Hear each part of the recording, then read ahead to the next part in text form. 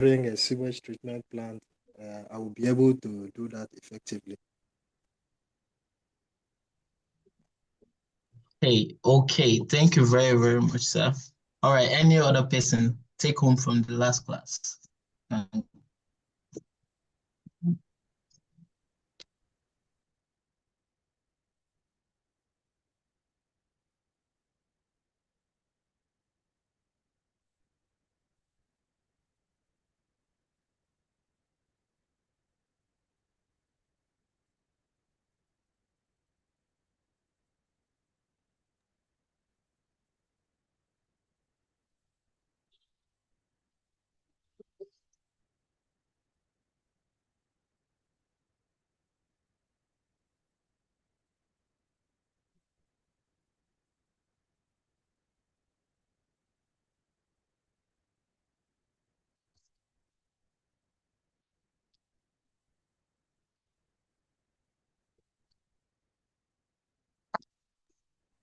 Anyone? Good evening, Any other everybody. person would like to share? Okay, Yeah, you can go good ahead, evening. ma'am. Okay, ma'am. Yeah, I learned that it was a bit disgusting for me anyway, but I learned that the sewage could be treated in an advanced manner and could be reused for you can drink the water. Oh, that's really, you know, got me shrinking. But well, that is what it is. And as the lecturer said, in the US, if you don't want to drink those treated water, then don't visit the US. Better stay in Nigeria and be drinking your borehole water. So that was a new thing that I learned concerning the sewage water, the treatment of the sewage water. Thank you. All right, thank you very much, ma'am. Okay, any other person would like to give their take home from the last class? And go ahead now.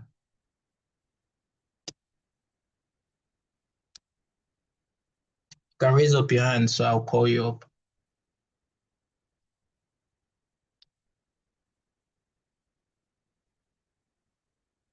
Okay, you can go, Mr. Van.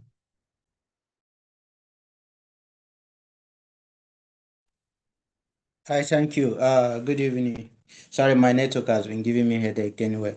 But one key takeaway home from last lecture was the issue of water treatment. I was able to understand that, you treat water differently. It depends on the condition that warrants the treatment. Initially, I thought that since we treat water with chlorine, alum, and lime, it's basically applied to every situation. But I was able to understand that it depends on what the result from the lab has give you. From there, you can be able to know which method you will use, either by chlorination or filtration or whichever method that the result entails. So it was one of my major take home from our last lecture. And also concerning the sewage treatment, I came to understand that there are methods, there are different ways that sewage treatment are built. We have the one that are separated, and they will have the one that can be called stacking, where both the fat and other waste come together in the same collection chamber. Thank you.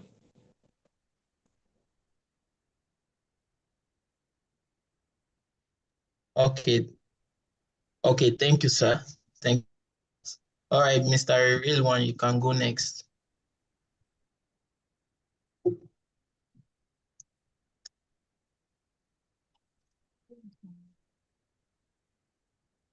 I don't know if you're saying anything, but you're muted. You can go next now, Mr. Real One.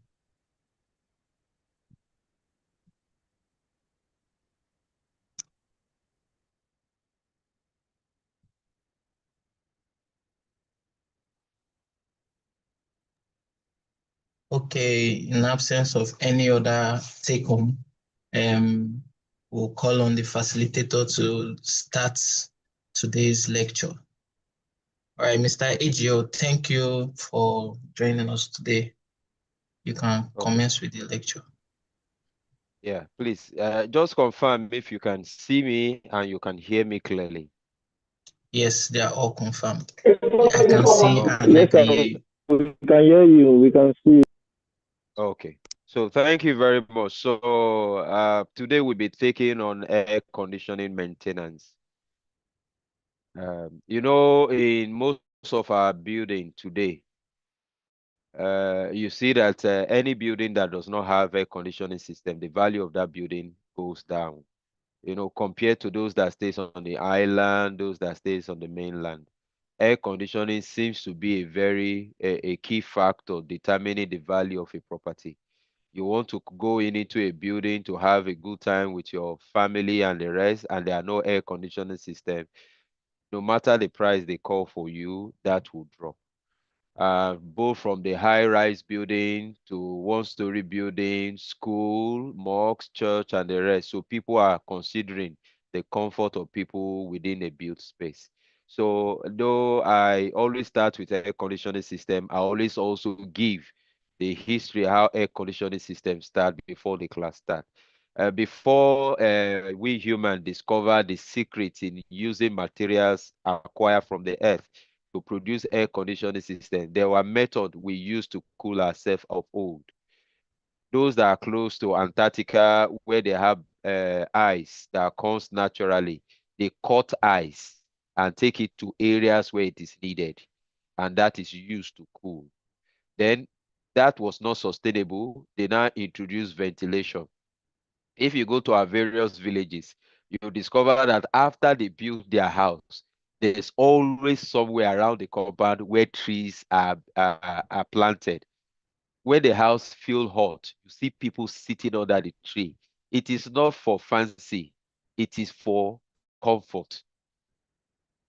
So that's why you see in the cities, those that can afford it, you see them having plants all around them. Plant not only cool, not only assist with ventilation, also bringing about fresh air. If you are to measure the air quality of Lagos, you see that Lagos has a lot of dirty air compared to areas like Osho, areas like which areas that have a lot of bush around their forests and the rest. You see that they breathe in clean air. You understand? So all those things add together to give you this. But we must stay in the city. And all of us needs to get comfort. We can't all plant tree in our compound. How do we do that? So long before now, engineers were able to discover a mechanical means for cooling the house, other than bringing ice or planting trees everywhere. You understand? So they bring in what they call the air conditioning system. And the air conditioning system is a mechanical component, or you call it electromechanical component that aids the comfort of people within by varying the temperature within an enclosed space. That enclosed space is very important when you are defining, because any air conditioning system that cools and your windows are open will not be effective. You are cooling the entire neighbors. You are cooling your environment, and that will not be sufficient. So air conditioning system is a key factor in any property. So over time, we discover that this air conditioning system, after that have been discovered, a lot of people do not care about maintenance, which has to be the tradition of majorly our Black people. Most of us that are in-house here might not have history when their air conditioning was maintained last. Because if you don't maintain the air conditioning system over time, the comfort you look for will definitely come lower. So we bring our topic today to air conditioning maintenance. So I will do introduction of myself. So I'm supposed to take you HVAC maintenance. Then I'm the facilitator for the program. Just give me 1 minute. Let me move this thing to a place where I can be able to see clearly. Okay, this is better this way. So I'm the facilitator of the program. Then housekeeping and ground rules. No noise. I expect everybody to be on mute. If you have any question, there's a allotted time for us to ask questions. And if the class finishes, you indicate by raising of hand. Then the coordinator for the house, we just coordinate the answering of questions so that we'll be orderly. Then the outlines and the modules will be stated. Then the summary. Then there's an assessment that will be done by everybody to be sure that you guys understood it, because you paid for this course, and it is your right to know what you are being taught. Any knowledge you take out from this class, you are going to improve your system. You can bring about upgrade of your AC. You can bring about any improvement, and you look for areas of cost savings. So please be attentive. So I'm Ejiro Ogene, engineer. I study mechanical engineering. I'm qualified. I also have my master's in facility management. I have proficiency in facility management. I'm a facility manager. I have over 10 years experience, both in facility management and HVAC. I have been trained both local and international. Then I trained, both local and international. I graduate from Bruce Ali University as a mechanical engineer. I had my master's degree in facility management. What led me to that was that there's a decay in the society. A lot of properties, a lot of our infrastructures are decaying. And project management is only for a short while. Once the project is completed, you wait for about 1 or 2 years before some projects come. If you are lucky, you get. But people in maintenance is something that is sustainable. You are always in business. So that's why I took that maintenance. So I'm also certified member for Pro FM credential, experience gain in Mandelas, Michael Amon, MEACON, Global PFI, CBRA. Then I also mentor. I also consult for those that need my assistance. I also help building to run their AC well where I am well needed. Then we've talked about the housekeeping rules, so we'll not bother much about that. So what after completing this course, students will be able to explain the various components of the HVAC system, have an understanding of HVAC maintenance, understand the various HVAC type. There are different kind of HVAC system. Have knowledge of some basic problem of HVAC component. What are the problems they have? Is it electricity, dirty environment? That you will learn. The students are expected to know how to carry out an audit. If you go into a building, how do you carry an audit of the place? Most building and most facility company are struggling today because they inherited problem that they never foresaw coming, because there was no audit done, there was no conditional assessment of the building carried out. So they just went blindly into the contract, and a lot of them are having issues with their clients. So an audit is needed. So through this class, you will have an understanding of what is expected. Then you will know how to prepare a checklist. Checklists are lists that guides you to know what to check out for before any problem occur. Also, you will show understanding of ventilation. The last part of it will be ventilation. You might say it is not important, but it is everything. Every of your AC also have some little bit of ventilation, so that you will learn as the class goes on. So introduction of HVAC maintenance, key components, type of HVAC system. Then we'll talk about problem with HVAC system, conditional assessment, HVAC installation factors and trick, then ventilation, then we conclude. Introductions to maintenance. What is maintenance? You need to define it. You see somebody using a particular equipment over a period of time without maintenance, he begins to notice breakdown. Whereas the other man that has been used maintenance as his culture, you'll be surprised that that particular equipment have lasted this man over 10 years. And he spent little amount in repairs. But this other man that uses his equipment continuously without checking or maintaining, you see that he experiences emergencies, he experiences breakdown, his client is not happy, his client is not satisfied with their level of service delivered in that facility. They are always not happy with the facility manager, but because of certain things are not done. So what you need to know, this definition cut across all assets within the building.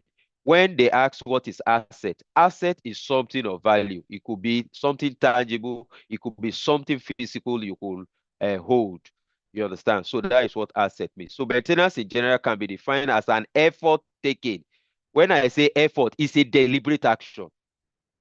When you buy your AC, you look at it. Let me look at the manual. Oh, what is the maintenance plan for this thing? Oh, they say every three months. Oh, please, you bring out your record. You started noting all this thing down. Every 3 months, you take note of it. Like I said, it's a deliberate effort taken to keep the condition and performance of the equipment or the machine always in the condition and performance of the machine when it is still new. So what they are telling you is to ensure the equipment look new at all time because of your deliberate effort to maintain every moving part in that equipment.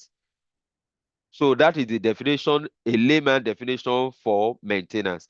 Keeping the equipment running continuously, keeping the condition and performance as if it is still new. So it is a deliberate action from your own part. So, and there are different type of maintenance. Most of us in this house are divided into these two groups. Please, you need those of us that can take note, please take note. There will be an assessment at the end of this. I see some of you taking note. Those that can cram, go ahead. But there will be an assessment to know that you guys understand what we said. So, like I said, there are two type of maintenance. The easiest way to know is planned maintenance and unplanned maintenance. Then those of us that can speak English professionally, you are talking to your client, you will now use what they call reactive and proactive. Proactive is that before it breaks down, you already have a plan on ground. Then reactive, it is when it has broken down, when it has failed, that is when you are taking that deliberate action to fix. And that could cause a lot of problem. Most of us have weakness. I don't know if we're online, that when there was a time Nigeria want to play football in our stadium, you just notice that the light went off in the entire stadium, and this was shown to the entire world. You understand? So if the facility manager was there, all blames could have been put on him. You understand? So your own is that critical moments, equipment should not fail. They are having an executive meeting that all managers are called in your headquarters. You are the facility manager there. When they came around, that particular day is the day the AC failed. And all of them are suited, and you don't expect them to have the board meeting and they are all sweating or windows are open because the discussion had to be private. So you led to that problem. And some of them must have traveled far and near Port Harcourt. Some of them flew in from different parts of the world just for that particular meeting. That breakdown alone will cause a lot of problem at that particular time. So your duty as an FM, this should not happen. So if you are under unplanned maintenance, what happens when you have reactive? Correction every time. That is correctiveness. Emergencies. You are always receiving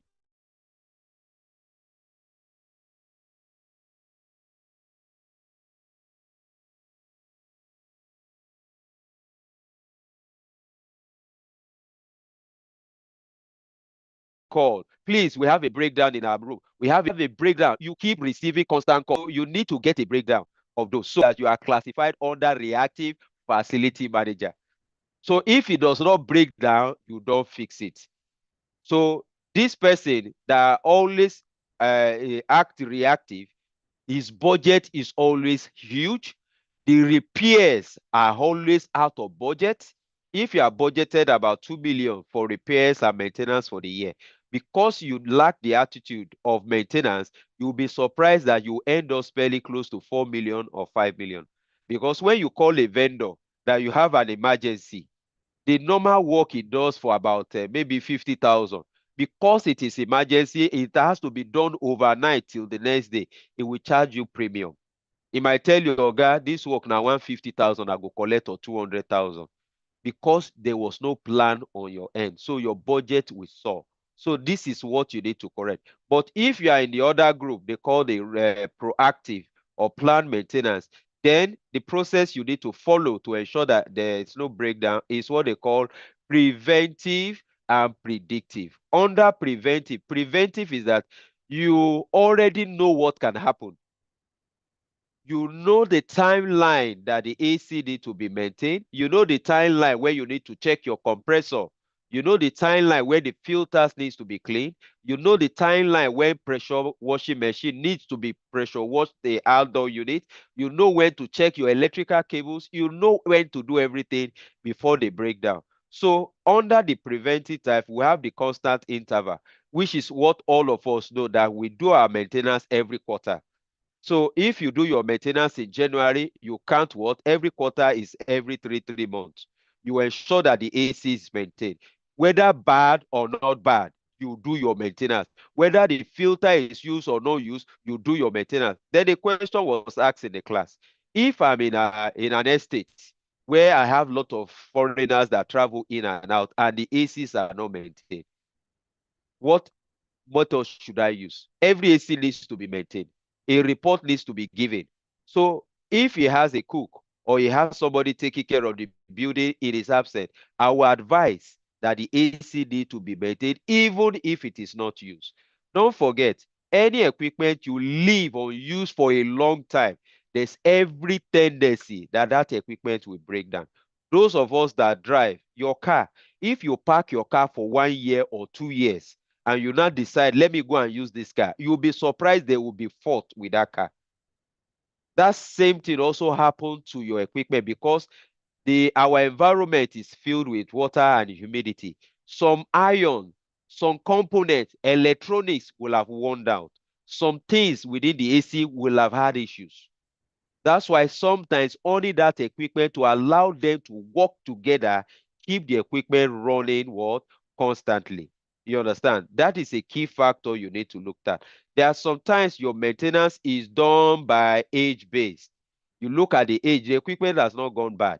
You look at it, this thing has been is getting old now. At least we need to increase the service of our equipment because you don't want that old equipment to fail. So you plan your maintenance. This usually happen in offshore.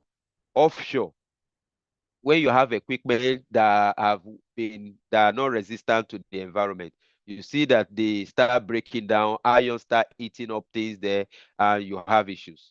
Then there are sometimes we have what they call imperfect. Imperfect is the opposite of constant interval.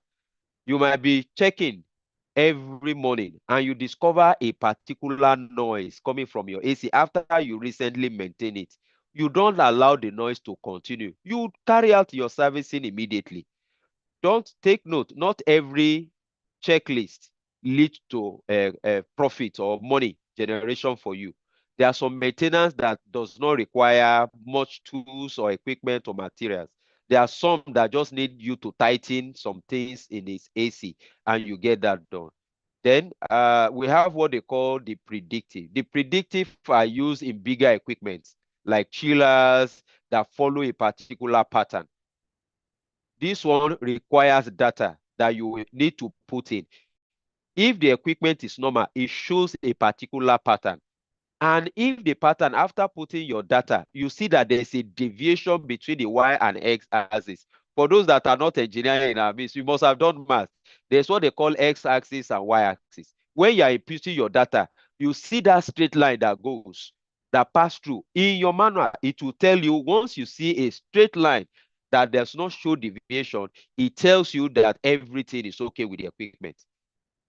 But once you start noticing some deviation, maybe the noise used to be 25 decibel, all of a sudden you start recording 30 decibel, 35 decibel, 40 decibel, you know there's a particular mechanical component that is making noise. It could be for the compressor.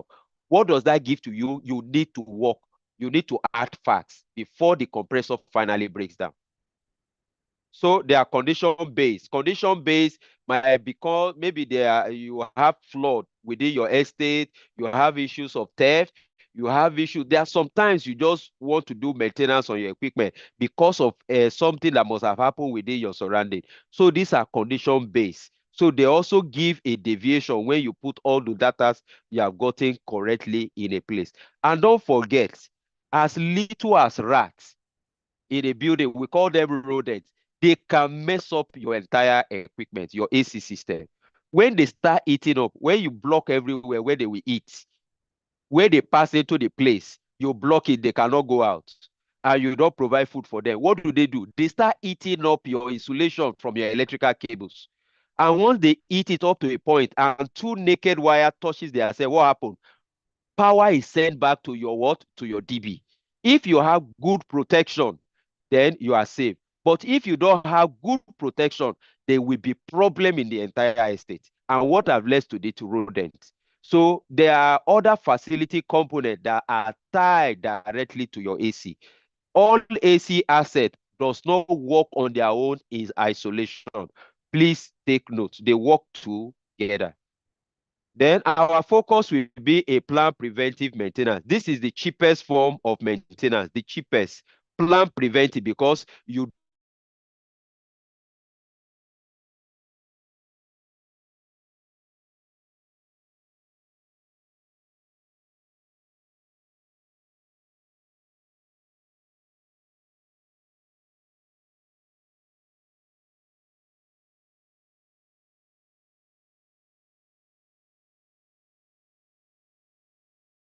do your servicing every interval. If you go to and you need to input data, so if you option, you can always get AC maintenance is different from maintenance of every asset within your building. They are not the same. Your generator could be 200 hours or 250 hours. Please take note. Every asset within your building have their maintenance plan in their manual, or you get it from the installer. So, and in preventive maintenance, there are two options a facility manager can deploy. Either you use the installer for your maintenance, or you do what? You employ an experienced technician to maintain. The experienced one is the cheapest option. You buy your own material for your servicing, you buy everything yourself. But if you are source, the issue of breakdown and the rest is cancelled, but you pay a premium price for it. And these two options are actually determined by your client. Your client might even tell you they have an OEM with your manufacturer. There are some components within your facility they will tell is OEM. Let the installer take care of it. You just manage them. And there are some, maybe they are not financially buoyant, they'll tell you get somebody to maintain.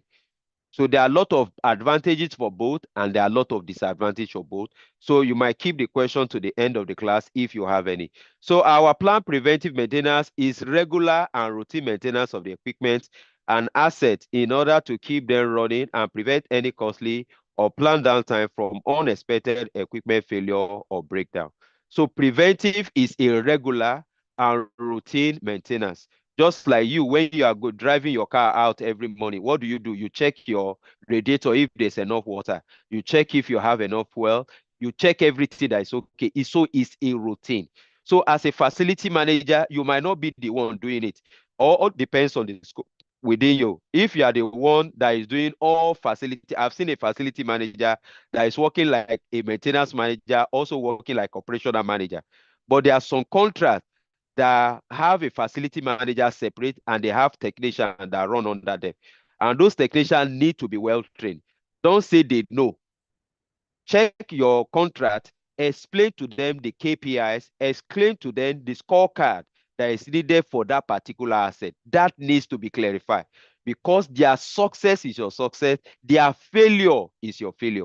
And if anything goes wrong in an environment, you'll be the one to be what? To be blamed. So you need to take full charge of your side. So you could map out a lot of training on your side. You could decide to say, okay, I want to have a quarterly training. Let somebody come in and train all my technicians. I know you know it, but you need somebody that is well versed, have more experience to further give you another first-hand training on this particular equipment. There are some things they will learn that they don't know before, and there are some attitude they will need to change to ensure that the site runs smoothly. Then a successful maintenance strategy requires what? Planning and scheduling. So planning is different from scheduling. Planning is just the process you put in place to ensure that equipment does not fail. Then scheduling means putting timeline on those things and putting a fixed date for your maintenance. When you say January, it could not just be any time in January. You could put first week in January. If you are in United States that you have close to about 500 AC, what plan do you have to have your maintenance? You have block A, block B, block C. and you have people that will maintain. If you have 2 technicians on site, you need to map out a plan for them. Once you map out plan, please, we are going to, the planning is that block A will be maintained first week. And I expect you guys to finish all maintenance of block A within this period. Then you give them time. Then if you are the person in front desk, then you now need to do a mail to all your occupants telling them when you want to carry out your maintenance. You must have an agreement with them. Some of them might be at work. Some of them will expect you to do it later in the evening. Some, when they have left for work, some will restrict you to having it over the weekend.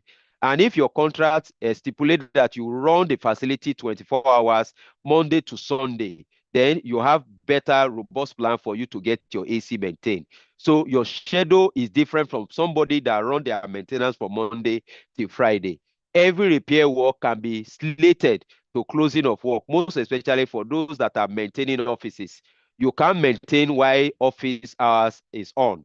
You maintain at the close of work, public holidays, or weekend. You understand? So those are planning. Then time that plan is done, that timing need to be communicated to your client, and they must be an approver for that to be done.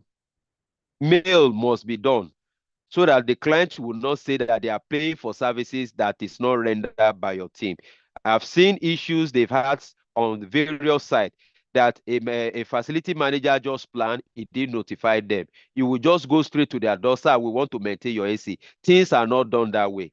You must have a plan on site to ensure that a message is passed to them, either through an email, and you notify them through call or WhatsApp, and ensure that there's an approval from them to carry out that particular maintenance. Then on your technician, you put a timeline on them because you work with time. If you have 500 and the guys spend close to 1 day maintaining AC, you might be surprised that quarterly maintenance might not be feasible for that site. If you need additional help for the period of maintenance, you can call your head office to give you 1 or other 2 technicians as maybe a call out for those periods to get that thing done within that January. It should not extend to February. You understand? So those are plans you can put in place to ensure that. This allow the equipment to be in good condition at all time before a problem or breakdown occurs. Planning and scheduling matters a lot. Then please note the frequency of air conditioning maintenance depends on the quality of its environment. We are talking of indoor air quality and outdoor air quality. These are 2 factors that keep your AC healthy. Why do I say that? You see some environments, the outdoors are installed in a place where they have dust. The place is not tiled. When AC work, they blow out hot air and suck in a cooler air. In the process of sucking that cool air, they pick up dust along the way. And if they pick dust along the way, you'll be surprised your maintenance might not be quarterly. Your maintenance might be monthly. I've been to a factory where ACs are maintained every 2 weeks. The filters are all blocked somewhere in Ikorodu. It's not the fault of the factory. The ACs, all the places the AC are installed are tiled, but the cool air is sucked from the environment. And AC running 24/7 for a factory that is producing, what happened? They suck dust and the filters are constantly blocked. And once the filters are blocked, some of them begin to act like a plank. When I say plank, they don't allow any air to pass through them. And the work of a filter is to filter what? Air. And remove dirt and allow only clean air to pass. But when it is totally blocked and it now looks like a plank, what do you expect for the fan to do? It will suck it into the AC. And that could lead to some mechanical issue that could break down your AC if it is not well taken care of. So the frequency of the indoor air unit matters, and the place you install your outdoor unit also matters. Ensure they are tiled, they are lifted above the floor, hang on hanger, or placed on a plinth or a base with a vibration pad. The indoor unit suck in air from its space enclosed in an enclosed room, cool it and send this out for your comfort. The reverse occurs with your outdoor unit. What happened in the indoor unit is that it suck in your hot air through itself, cool it, and bring it out as air conditioned for you. But the outdoor air pump out the hot air and suck the cool air from the environment and cool itself. So they work in opposite. The opposite of the evaporator is the condenser, and they both have aluminum and copper coils. So take note. For clean environment, a half year or biannual preventive maintenance might be required. For moderate environment, a quarterly, which is all the sites I've ever visited within Lagos and in Nigeria, different states I've gone to, is this particular practice, quarterly maintenance that I've seen. Areas I've seen predictive maintenance are the oil and gas company. For polluted environment, a monthly preventive maintenance is required, because if that is not done, you are sure that your equipment will break down. AC sell above 500,000 as I speak to you. AC, some years ago, we used to buy AC at 120, 150. AC now, a good and reliable one that have protection, are over 500,000. We have not talked of installation and the refrigerant gas that you might buy. So protecting them is the first step. Don't let any equipment in your site to fail, because the cost of repair might be much. Time, energy, and money will go with it. But once you prevent them from failing, then you reduce those things. Therefore, extremely polluted outdoor environment or fortnightly happening or produce every 2 weeks maintenance. Please take note of that. I am a living witness of this particular hour, most especially on factories that run 24 hours. They need to produce to meet up to local demand, and the AC must constantly run. If the AC doesn't run, the machine gets so hot that it breaks down, and they don't want poor quality of product to be produced. They want the AC to aid effective and professional production. So your AC maintenance practice ensures that. Please note, every site have different maintenance plan. So look out for what work for your site. Don't say because of what Emeka is doing is what you will do in Abdullah's site, or you will do in at this site. You must look out for what works for you. Don't forget, those that stays on the island, I give you an example. Those that stays around the Koi, close to the sea, they have serious issue with humidity. Those of us that have experienced it, you see that when you wake up in the morning, you touch the walls are filled with water. So you need to buy another component they call the dehumidifier to further keep your environment dry. If you don't do that, there's every tendency you will have the equipment to break down, because if water is much, what does water do to iron? It increases the rate of rust. And if this happens over time, it breaks down. And don't forget also, too much water in air also lead to what? The growing of mold. Microorganisms start growing in the air, and this can affect your health. So keep having a dry environment. Determine what action you as a facility manager will implement. Major focus of our facility system are people. Who are people in our facility? We are talking of staff. We are talking of visitor, your client, your customer. Any person that use your space might be regarded as people. The process could be activities carried out within the place. Is it a church? Is it a museum? Is it a banking hall? Is it a corporate office? Is it an event center? Every places I've mentioned have their own characteristics. Why do I say so? Look at a club and an HVAC design. I design for space. So if I want to design for a places like a theater or a library, the activities on library is on a low key. People are reading, they are not sweating. But if you want to design for a church that praises God every time, they clap most of the time, so they sweat a lot, or a club, they dance a lot. So their design characteristics is different from a library. But you as an FM, because you are not into the design work, you might not understand. You just see there, you see a facility manager or your client, please, can you give us 2 horsepower? Before you buy any AC, you need to calculate and design the appropriate AC for that space. You don't just go to market and buy AC, because if you do that, There's tendency you'll be paying more for power. There's tendency you might over design. When you finish bringing the AC in, you have not considered some factors. Because the office is the same, they now sent you to Meduguri, their headquarters. You are now using the same design in Lagos in Meduguri. Meduguri have temperature as high as 35 degree indoor, or sometimes it goes as high as 40 degrees Celsius. How terrible it is. For those of us that have served in Meduguri, I'll make you laugh a little. There's one of my friends that served in Meduguri. He said the place is so hot that at night they pour water on their mattress, sleep on it. By morning, the mattress is dry. That is how dry the environment is, and this is how hot the environment is. So the design characteristics in Lagos is different from design characteristics there. If you wash a cloth in Lagos and dry, it might take maybe approximately 1 hour for it to get dry. But in Meduguri, when the sun is shining, I can tell you within 10 minutes, that same cloth you dried at the same time in Lagos, we get dry in Meduguri, because the temperature in Meduguri is sucking water from every area. So as an FM, they must have an idea to select a particular AC required for your building. If that is not done, it's either you are paying more or you are causing discomfort to the occupant. This is a design characteristics. I just felt you should know about it.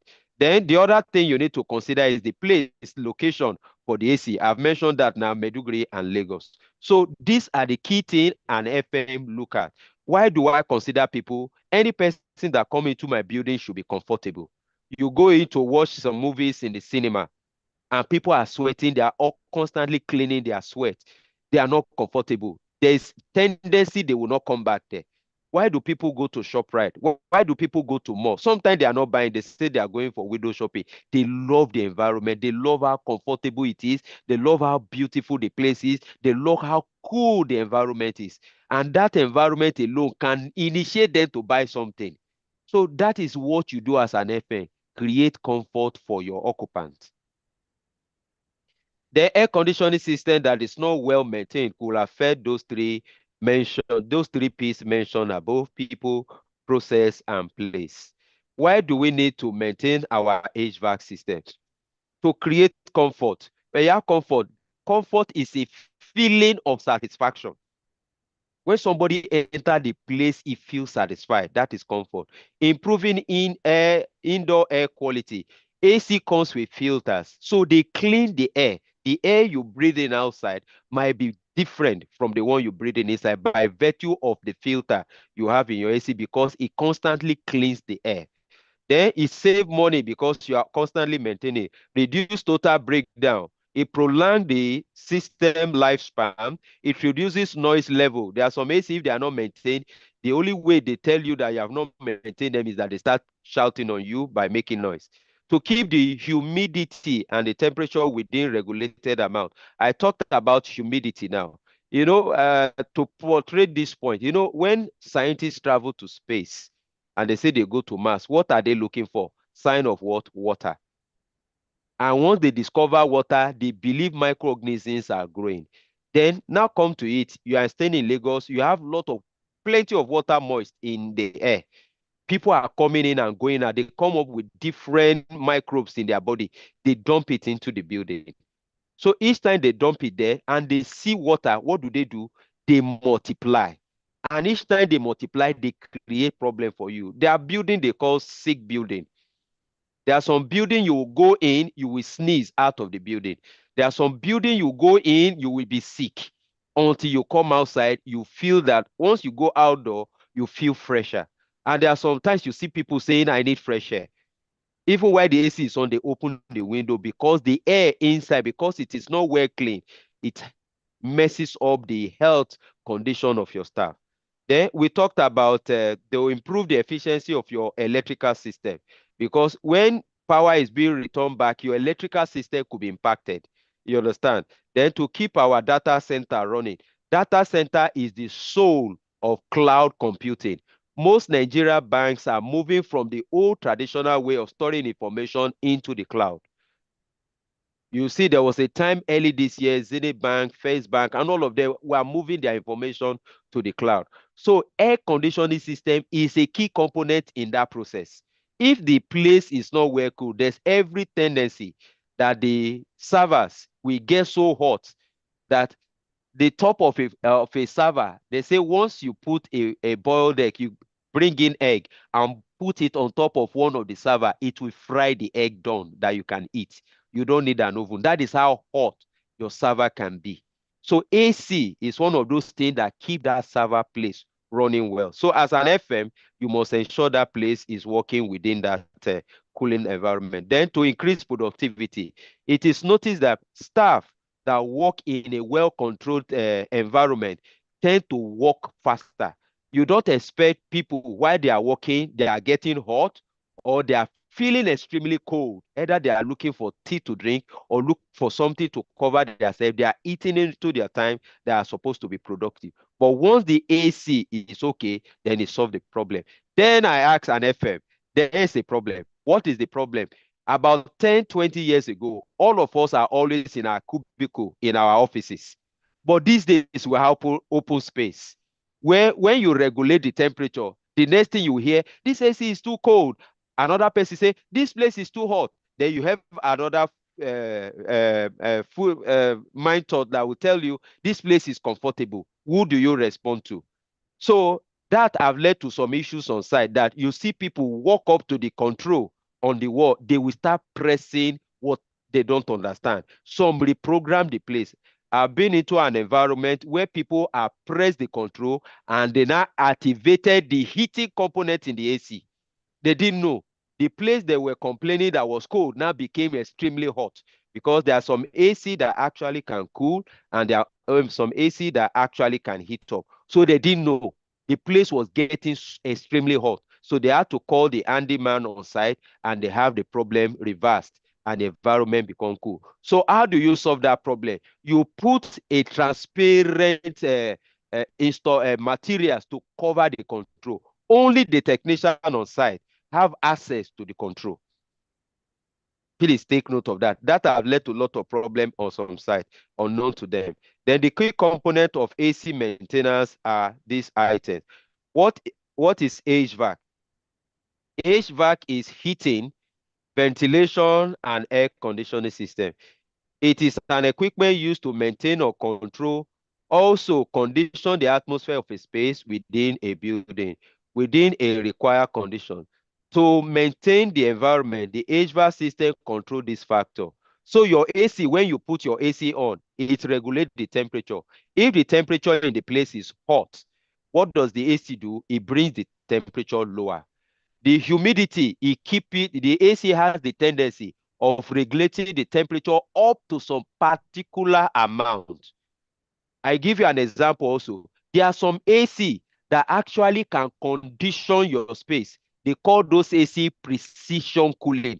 They are different from your normal AC. Irrespective of what happened in your outdoor condition, they keep the environment static at a fixed condition. You will see one small plastic at the down part of that precision unit. If there's so much water there, what do? They suck in all the air that has water, separate the water and drop it in that cup and bring only a dry air in. That is the work of precision unit. They use them sometimes in server room, areas where newspapers are produced, areas where tissues are produced. Because if papers and tissues suck enough water, what happens when they are printing? They mess up your printing press. This is what I've seen with my eyes. So the company wasted a lot of paper because there was a lot of moist in air. So I'm speaking with authority in this field. So air distribution is also a problem. Sometimes you have AC. People close to the AC are feeling cool, but people further away from the AC are feeling hot. Because what is that problem? Air distribution. There's no effective distribution. Where the ACs are installed, they are not well distributed. That's why the problem is there. Your AC fan can only throw air to a particular distance, maybe 1 meter or 2 meters. So any person that stay beyond 2 meters, maybe 2.5 or 3 meters, they will feel hot. In event center, you will be surprised that two AC are installed vertically opposite each other. That solution is to curb the excess of throw of each of the fan. Then we have the air quality. The filter there does that work. air velocity also matter. The velocity means the speed to which the air travels in air. If the fans are not well designed, when the airs are traveling, they make some noise. And there are some offices that noise is not good. I've seen a white man that had to put up a AC that is cooling him, brought a more silent fan to cool him because he said the noise disturbed his head while he's working. So you need to take note of that. Then noise level also matters in an office. There is a particular decibel between 25 or 30 decibel required in an office. Anything beyond 40 to 60 are required in an office.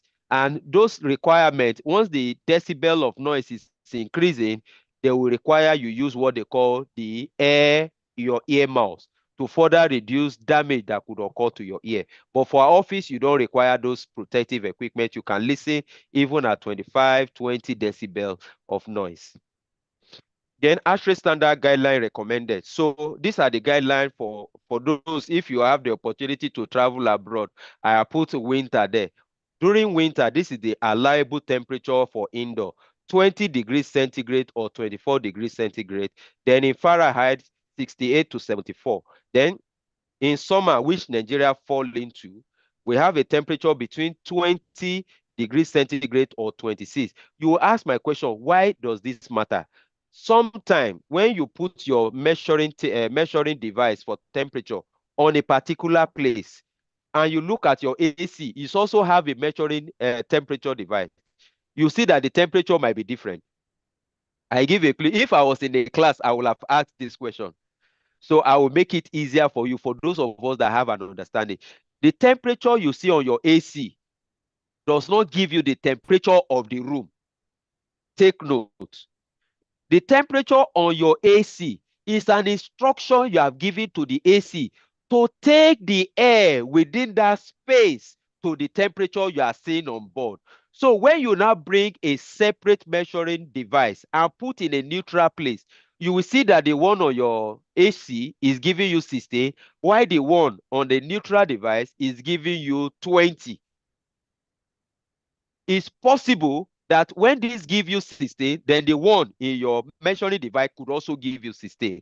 But the one you see on your AC does not guarantee the temperature of that environment. Please take note. In case they call you for a meeting that I'm seeing 16, but this place is still hot, you need to explain to them. Sometimes most buildings suffer for under design. The AC was designed lower than the capacity required for that space. That's why you see, despite the AC work at full capacity, the place is still hot. You also notice this more when the sun is at its peak during the afternoon. When the sun is blazing hot, you will notice it. And areas that have glass without a covering, what do they call it? A blind to cover it. You see that the glass introduce more heat into the space than required. So it affects the functionality of the AC. So in order to further reduce and increase the temperature indoor, areas where there are glasses, you must put what? A blind. That blind trap the heat. It doesn't allow the heat to get into the space. Because once the heat gets into the space, you are giving much work for your compressor.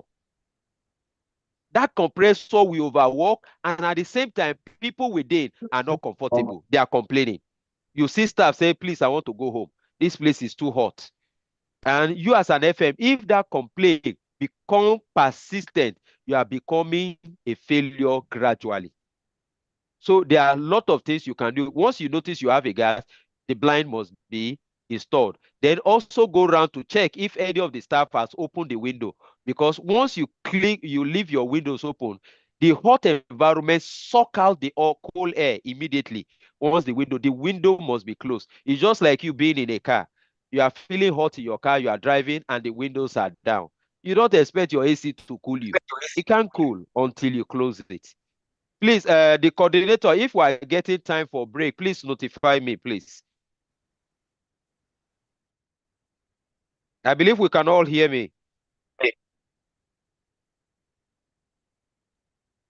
Hello, I need somebody to speak. Yes, Yes, sir. we can hear you, sir. Okay, please.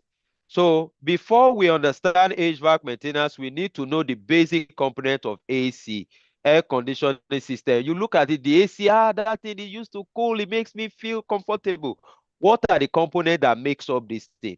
So look at human being, look at your AC. They work in a similar fashion. I will explain why. What are the basic components of an AC? You see, this is what you see in the indoor unit, your evaporator, which is classified as the indoor unit. Every other thing you see outdoor is called the outdoor unit. The outdoor unit has your compressor, has your condenser coil, also has your capacitor. And beside it, it has some electronic devices that work in conjunction with your evaporator. When you put on your AC, what do you notice? When you put on your AC, the AC does not work immediately. The compressor has an oil inside of it. That oil, I will use an example of a red oil that we have in the house. I believe most of us have used roasted yam or roasted plantain to eat red oil. You notice one thing about red oil. If you keep them in a cold place, what happens to it? It becomes a solid. The same thing happens when your ACs are not working. The oil without that compressor become a solid. So immediately you put your AC on, there's a heating element in your compressor that heat up that oil to make it in a liquid form. That liquid form is needed to move around when the refrigerant gas is moving with the AC. That is to reduce friction between the refrigerant and the copper pipe to which it travels and reduce heat. You know, when you put oil in something and you rub your hand to it, you see that there's easy movement in your hand because there's oil. If there's no oil in that surface, you see that there's a rough surface trying to stop the movement. And if the movement continues, for those of us that are engineers in the house, you understand what I'm saying. If you rub your two hands together, presently, what do you feel? It feels warm. Feels warm. So just imagine your AC running continuously. There's no oil within, and the gas is moving at a fast speed within the compressor. Your copper coil will be both oil, both the suction and the liquid line will be affected. So scientists discover that oil aid movement and further Excuse me, sir. reduce the thermal condition. Hello? Yes, sir. I think Yeah. we can go for the break now. When you Okay, are we done can go for the explaining. break. Yes, sir. Okay. No problem. Okay. So like how many minutes would that Just be? 10 minutes. 10 minutes break, sir. Okay, no problem. All right. Thank you. You're welcome. Please, you can prepare your question down. Why that? You can drop it on the list. You understand? Or you write it down. When it's the end of the class, you can ask. Thank you very much. I'll be on the mute now.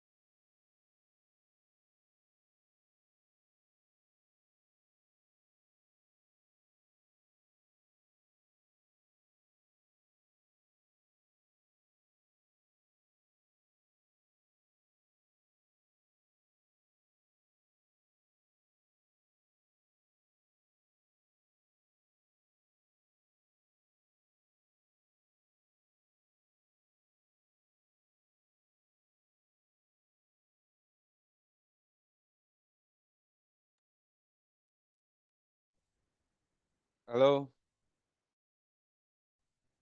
I think we are back. Yes, sir. Okay, so I proceed.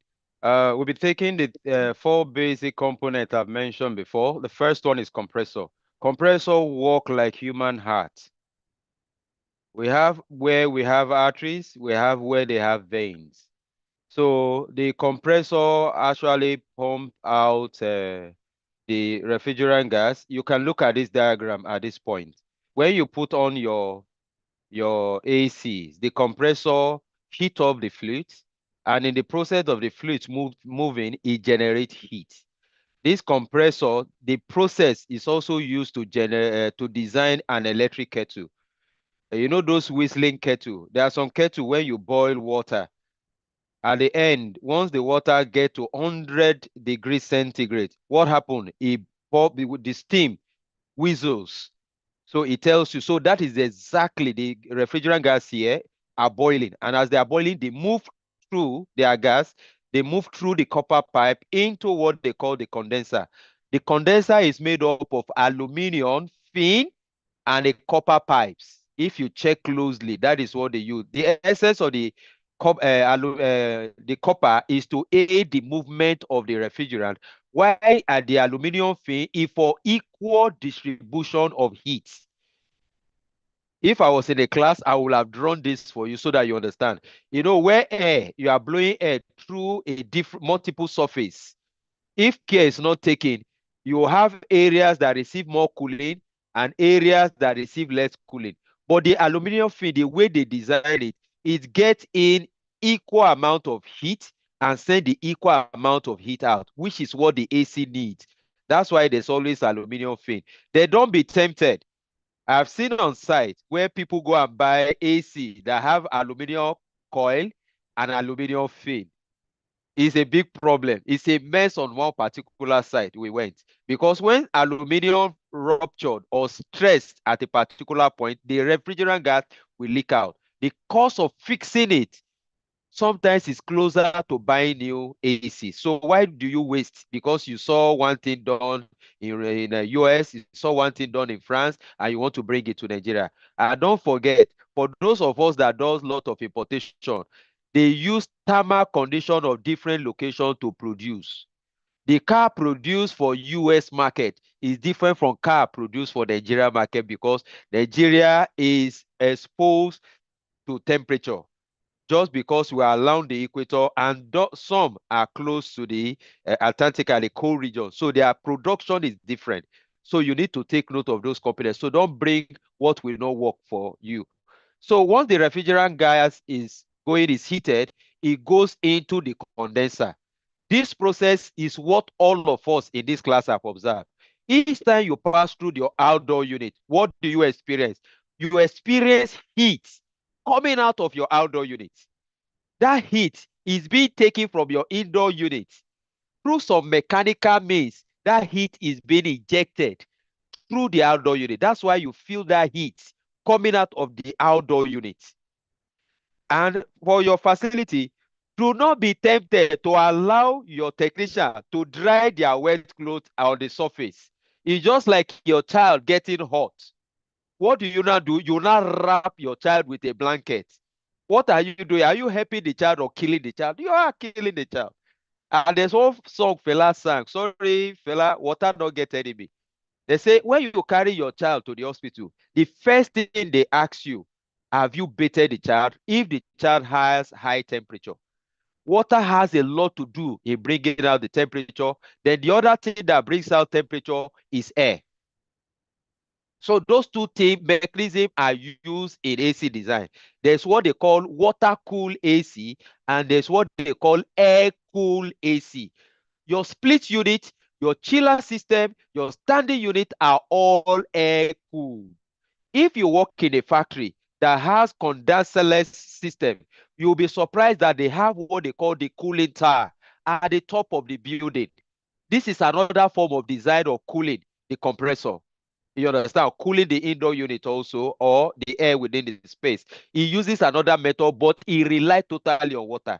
But for this class, we are talking about the split unit. We are talking about chiller system. We are talking about your VRF system. We are also talking about the standing unit that we commonly see in then those of us that have gone to Freeman House Shell headquarter or in Marina, they have what they call a mini industrial air conditioning unit that can cool the entire floor, but it's still one unit. The way they I will show you different type that you can use in your building as the time progresses. I know this, but I don't know if we have all seen this. There are pictures to show for that. Then after this heat is ejected, what happened? You start seeing some blue line with some red line. The temperature has dropped. That temperature has dropped and is turning, it has between liquid and what? Gas. Then we need what they call the expansion valve. I will explain the expansion valve. The work of the expansion valve is to reduce pressure. Those of us that have a refrigerator in the house, if you have chance to check back of your refrigerator, you will see one thing that look like a bulb and with some tiny copper connected to it. If you check, most of us must have seen, and if you are not seeing, it's something you can see online. That is exactly how the expansion valve works. The expansion valve works like a canal. You have a gutter that is moving, a small gutter. You know what a gutter is and a canal. The gutter is smaller, the canal is the big form of a gutter. You have water running during rainy season very fast in a gutter. Immediately it gets to the canal. What happened? The pressure of that water drops because there's a large space for it. So in order to get the refrigerating effect, which is also called the cooling effect that you receive inside, that pressure of that refrigerant need to drop. And the only thing that does that is the expansion valve. The work of the condenser is to eject heat that was created by the compressor. The expansion valve reduces the pressure, and as the liquid passes through the expansion valve, it gains what they call the refrigerating effect. In a simple term, the cooling effect. That cooling effect is what is now pumped into your evaporator that is located inside every building in your. It could be your ceiling concealed unit. It could be your high wall unit. It could be your half wall mounted unit. It could be your condenser, your ceiling concealed unit. It could be anything but it's indoor that is connected to your outdoor unit. That cooling is now brought into the space. So what does that cooling do? There's a fan located in your evaporator. That fan sucks in all the hot air. You ask the question, where does the hot air come? How does hot air get into space? Hot air gets into space by the activity we do. If you touch your body temperature presently, you will be surprised that you are hot. And don't forget, this particular mechanism was make use during COVID-19. If human being is sick, our temperature is altered. The same thing with your car. When you drive during any time during the day, you will see that when you have overheating, your dashboard will flash overheating. Human body temperature also does that way. If you are sick, it's either your temperature drop below or goes higher than a particular figure. And what is that figure? It is 36 degrees centigrade. That's why during COVID, before people enter our compound, we use that infrared temperature to measure. There's a particular man we measure his temperature. We saw the man was measuring close to 38 or 40. We didn't allow him to come in. The question I asked him, Oga, they don't pay you your salary because it was ending of the month. Because men, our temperature increased during that period. You understand? A lot of pressure, demand from parents, wife, children, and the rest. So we asked, Oga, they don't pay you your salary. He said, no, you need expect salary. I said, okay, yeah, wait small. So the guy waited. After some about 5-10 minutes, we measure again. We saw that the temperature has gone to 36. I say, you are normal. Or you come inside. Assuming the temperature remained fixed as 40, we stop them coming in. Because as an FM, you don't allow somebody that is infected to bring disease into your building. Because your work only is not to run about, is to ensure the comfort and the safety of the occupant within the space that is under your control.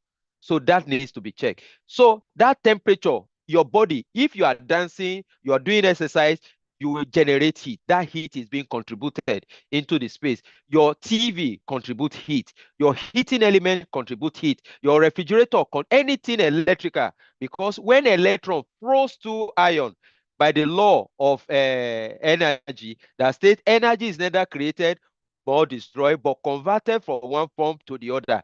In the process of conversion, heat is created and the other thing is given. Like your light bulb, energy is created into light and heat energy. That heat energy is contributed.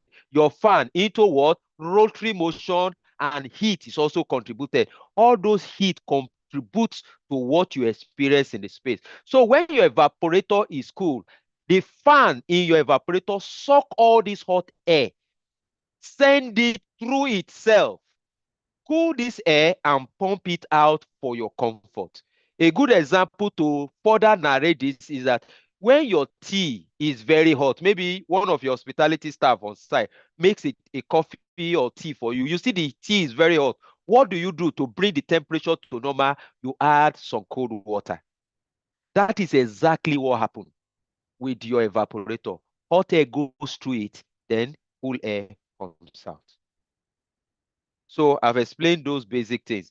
So other components that you can see is your evaporator fan that I've mentioned, your condenser fan. When I say you pass through the outdoor unit, there's the heat you feel. There's something that is blowing that thing out. It's your condenser fan. You have the electrical cables. We have the electrical plug, which is the point to which you take current into your AC. Then we have dryer when it comes to bigger unit. We have side glass. We have temperature sensor. We have your thermostat. Then we have capacitor. These are all the things that your AC has.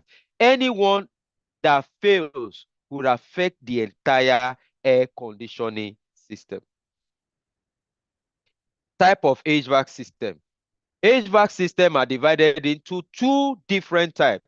We have the one they call the ductable unit, and we have the one that's called the non-ductable unit. I will explain.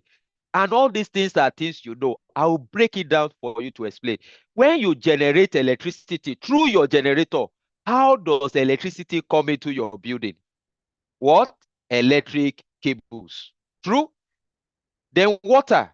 When you generate water, you cleaned it, you pass through the process and the rest. How is water supplied to every part of the building? It is supplied through your pipes. Your AC, there are two methods to which AC come into building. When I talked about the ductable unit, the ductable unit means that AC is created or generated somewhere, but not needed. Most especially plant room or outdoor unit or on the roof or at the basement. But it now needs a means to which the AC needs to get to different apartments or different floors. Then there's an ion, a galvanized ion that is designed to convey those cooling into different space. That's why those AC classes are called the ductable unit. Not different from your electric cable, not different from your pipe. Their own is that they use duct to convey those AC into space. That's why we give them that name, ductable unit. Then the non-ductable unit are the one that does not need any means to transfer.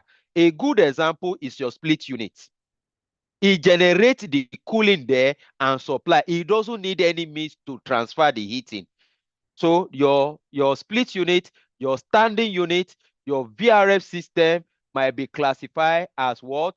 Non-ductable unit. It does not require any means of transfer. Under the ductable unit, we now have the split air conditioning unit. That is non-ductable unit, the split, the ones that we all of us know, the indoor and outdoor unit. Then we have the window unit. The window unit have all the components of AC packed together in one. The hot air is blowing outside at the back, while the cool air is blowing inside the house. You understand? So there's no means to transfer. Your split unit also the same. Under your split unit, we have the floor standing.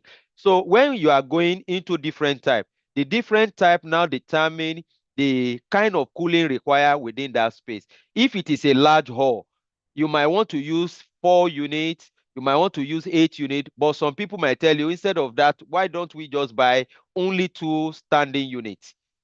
that can handle instead of having split units spread over everywhere. There are some buildings you will go to in Lagos, you will not see a sign that AC is installed around the building. And there are some building you will go to, you will see outdoor units installed everywhere. There's one building at CMS bus stop, preferably the bookshop. I think the bookshop where you have about Macaulay. You see AC ducted around that building. Then compare that place to the wings. Which one will have more value? The wings definitely will have more value because their ACs are built in a way that people will not notice that there's an AC, but you will feel the comfort of AC. That is aesthetic in design. So all those old buildings, they did not consider split unit because Nigeria was doing fine in the 60s and the 80s. So most of the high-rise building you will notice in Marina, First Bank, and the rest, they are all using chiller system. Anyone that have dropped chiller system, started installing split unit, they did not consider that in the future they will have to resort to using split because operational cost on AC is on the high side. Why will you have an AC and you are using almost 15 million for maintenance in a year? Just AC alone, you have not talk of generator, you have not talk of elevator, you have not talk of anything at all. At the end of the year, you are spending close to 100 to 150 million for maintaining only assets. You have not talk of salary. You have not talk of paying of your staffs. You understand? So people now looked at it. Why should I spend this fortune on maintaining? Why will I on a chiller when we have only 5 people on site? Those questions now start coming in. So people now prefer to start using split units that they can control. If I'm not using it, I put off my AC. So in shopping mall too, that issue also came up. What was the issue? You have to design for every space that is let out to your client, to your customer. Then all common areas have to be a central system that is paid for in the bill, because if these things are not considered at the beginning, you will have issues when you are searching for, when you want to start billing your occupants. So if we meet in class on practical session, I will explain in details what I mean by that, because you can actually generate a lot of money from all these AC that are in your building, because the more cooler environment you have, the more premium price you put on those assets for you to make more money.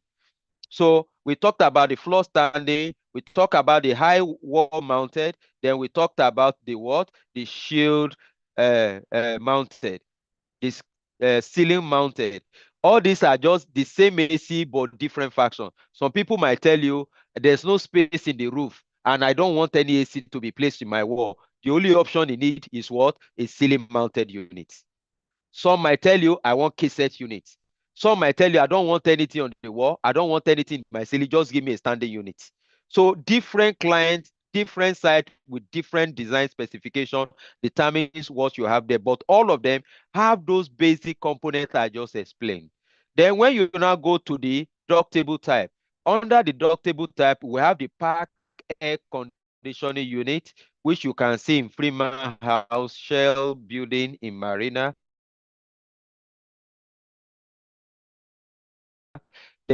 Then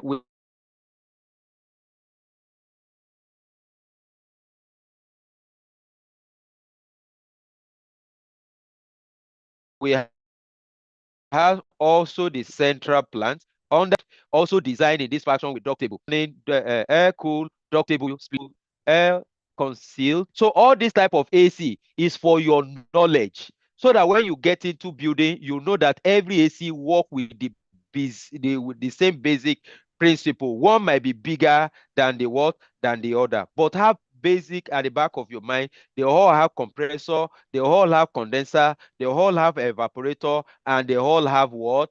The expansion valve. So those are the things you need to look out for. But most people I've worked with, we've seen them, more than 60% are using split units. Only multinationals sometimes can afford central units because they are very expensive and their parts are not produced in Nigeria. So you cannot bring one individual to maintain. You have to outsource.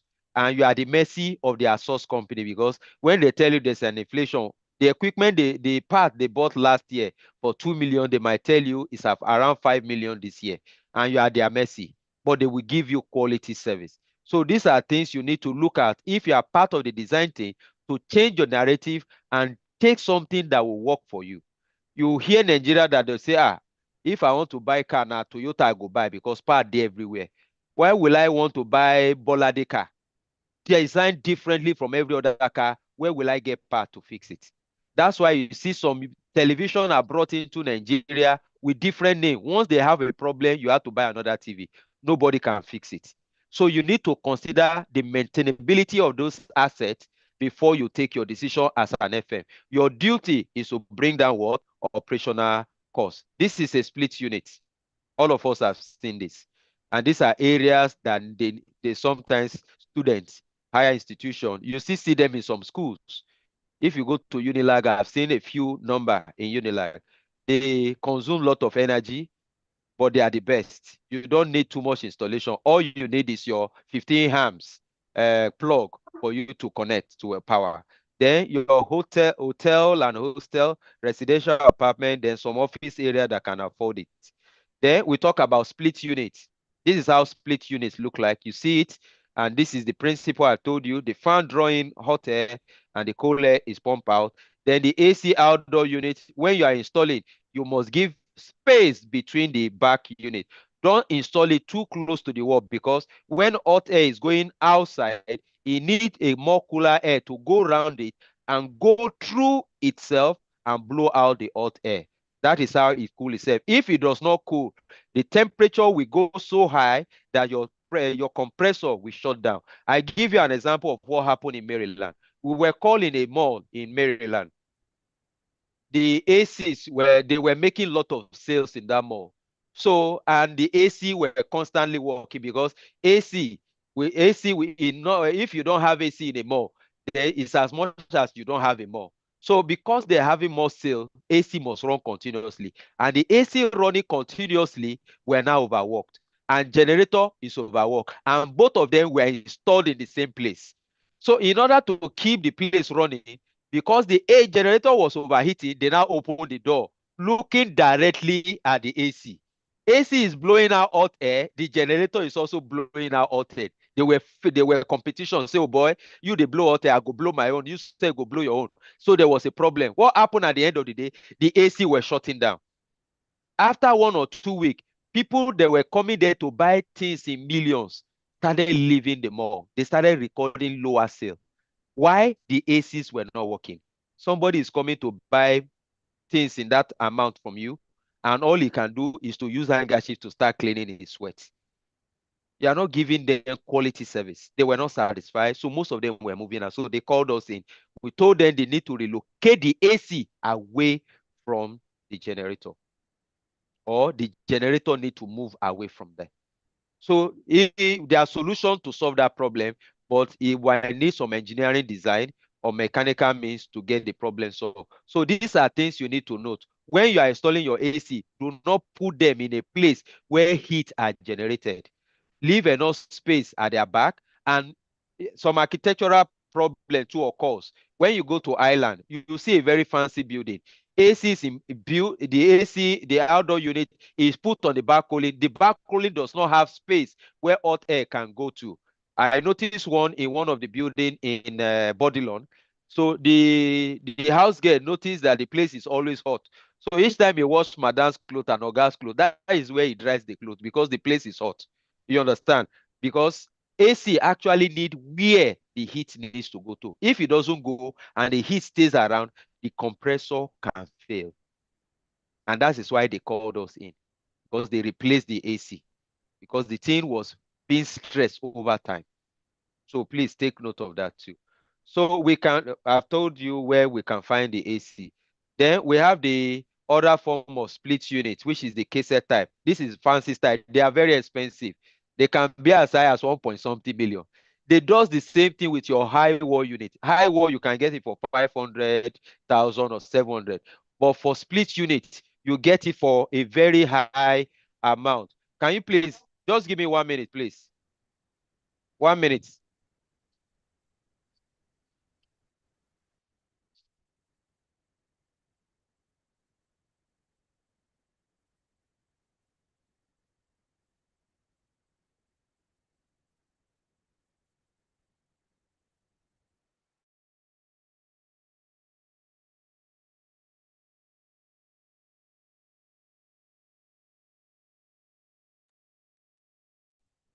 Please, sorry for that.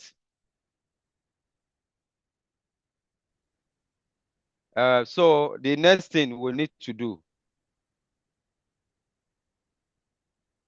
So these are the split units I've mentioned. So we have another one called silicon sealed unit. The silicon sealed units are very expensive, and there are sometimes you require a silicon sealed unit. These are usually used in hotel. They are rugged, and the issue why they use them sometimes you might have challenge. If you see this silicon sealed unit, if you measure it, it is beyond 600. Sometimes it gets as high as 800. And if it gets to 800, what does it give? It gives you a lot of problem. So if you see this is more slimmer compared to this. So those of us that have been in factories and those of us that have been in building, you will know that this is a problem. We've been into a place where the headroom was a problem. So they could not do anything concerning this. So they have to resort to using a silicon seal unit. They do the same work, but their drain system is designed different from this. The drain system of this man is installed lower. So he has a pump that needs to pump water at a higher point away from the office. If this pump failed due to power failure, what happened at the end of the day? What there will be a natural rain you create in the office. So you might be surprised your boss is having meeting because the pump has failed and the tray you put for water to be collected and the pump is not working, you see water falling directly on his table. And this is a serious issue when it comes to site, because we've come to site one day that they have to replace our boss's his laptop, because he always leave his laptop in the office. Then it's a laptop screen also was damaged. His keyboard was damaged because the water was raining directly on the table. So these are things, they are all the same, but the site demands what you will need for various types. So other form of split unit is a more slimmer design. Then this is another more slimmer design that is required within space. Then there's no issue with the drain line. So these are called the fan core units. Then we also have what they call is the package unit. The package unit have every of the components installed. You can see them here. All the package units are installed together, and some of them are placed on the roof. You call them the rooftop units. So why this is done is that there might be challenge of space. You might have the indoor unit, but where will you put the outdoor unit? So those ones that are put on the roof, they call them RTU, rooftop unit. They put them on the roof. So you see the method to which they blow air into the space. You see? And they take air from outside and blow it in. All the compressor and every other thing are in one unit. This is the other type of AC. This is the one that is in Freeman's house in Shell. You see that the ACs are blowing in the opposite direction, and you see the input air that is coming this way. You understand? This, when you see a blue line, the blue line indicates cold air. The hot line indicates the hot air generated from the compressor that needs to go out from the building.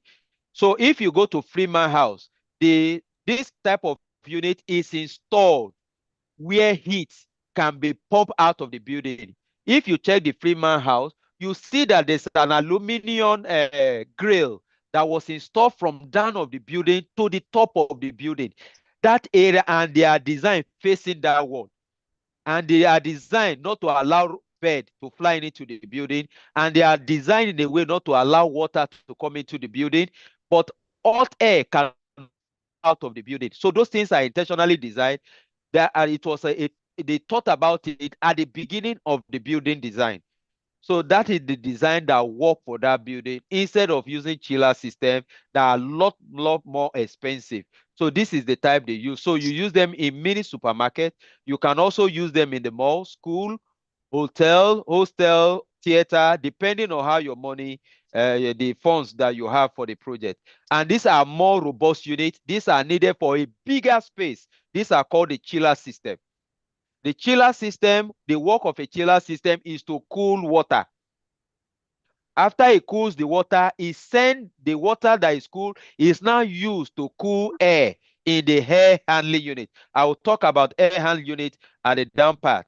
The chiller system are two types. They have air cool type and they have the water cool type. The air cool type is the cheapest. All you need is the environmental air surrounding you to cool it. But this water cool type requires another form of installation that requires pump, also require a cooling tower. These are used to cool up big machine like your refinery. You know, if I can explain the mechanism for refining oil, you know, crude oil, let me just briefly explain it.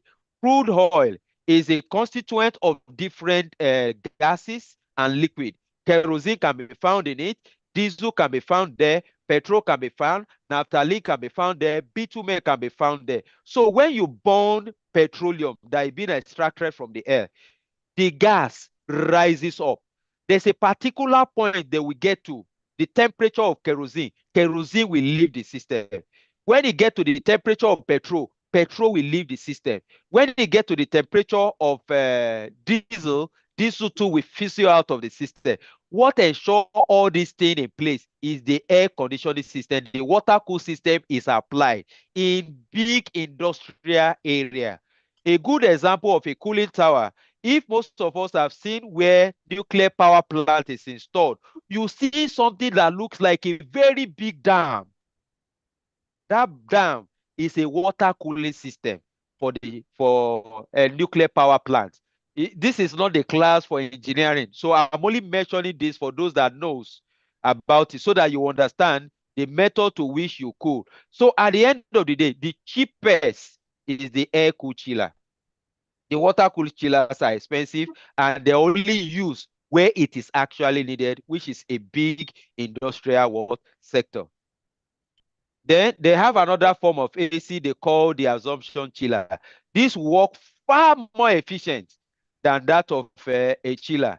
It can cool up to 1,000 to 5,000 tons. So if you multiply that, you are talking about 7 to 8,000 kilowatts of cooling. They are needed in also big industries and a wider space. The question you ask yourself, how are they cooling a stadium?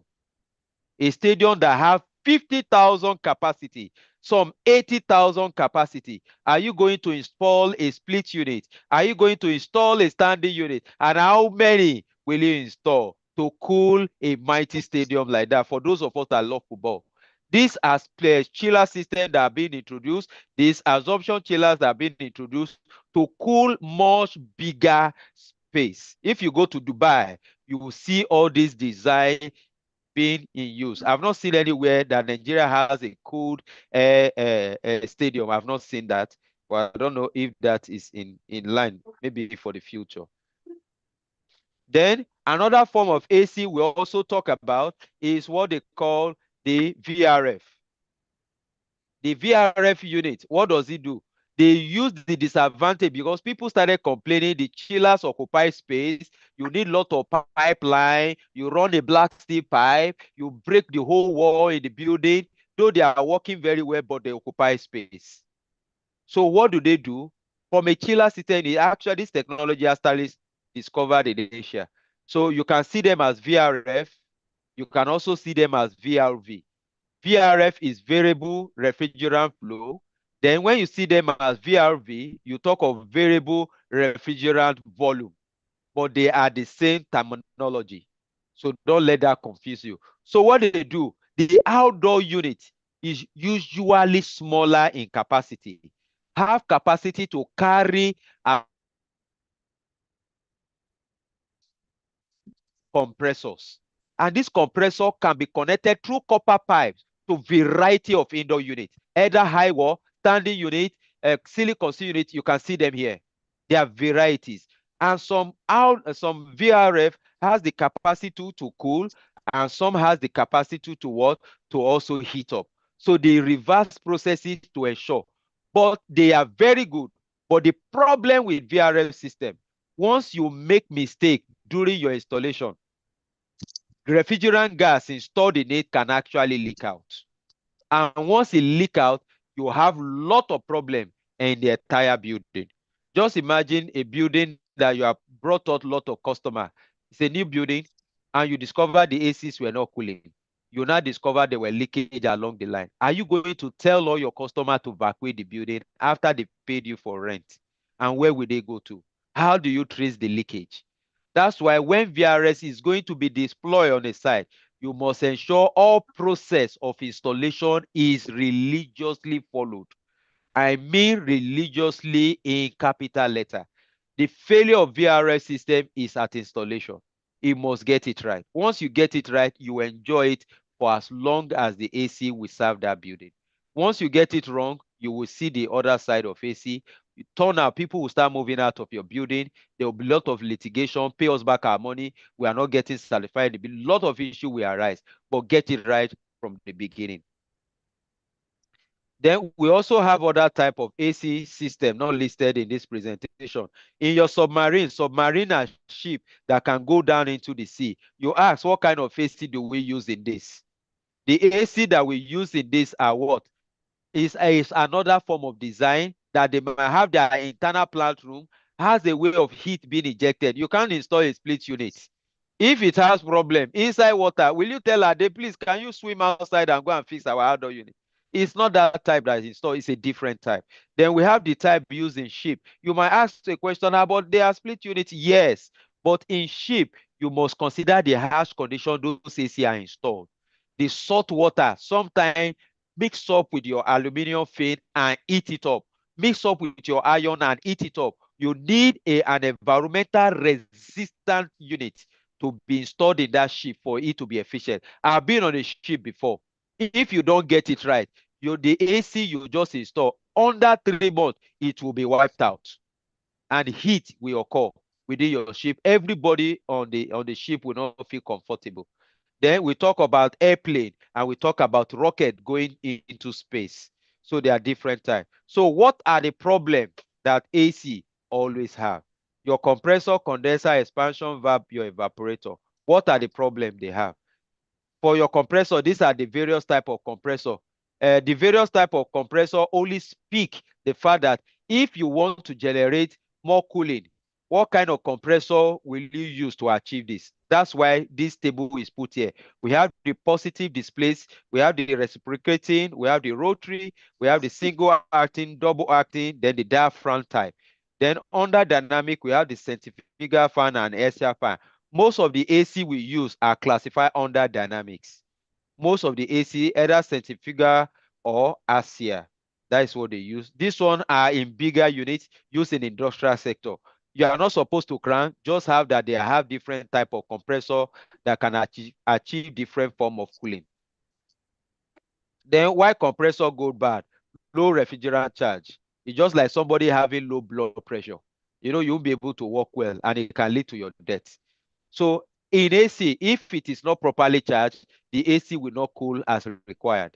And over time, the compressor can overwork because heat will be generated in some part that are not receiving the work that is meant to work, then it fails. Then poor ventilation. I've mentioned this while I was talking. When your outdoor unit needs to be installed, you need enough space around it, and you must have a backspace. Then don't install it on a finished floor. Ensure you raise it up. And if your streets are always flooded, don't put your AC on the floor, put them on a bracket. And that bracket must have a vibration pad in it, because if there's too much vibration, it can damage the AC itself. Then block suction line. Poor power supply has been our problem in Nigeria. If you have low voltage or low current, what happens to your AC? Your compressor will not be able to deliver the cooling required indoor. Poor or bad installation. I've also mentioned this. At installation, you must get a professional to get it right.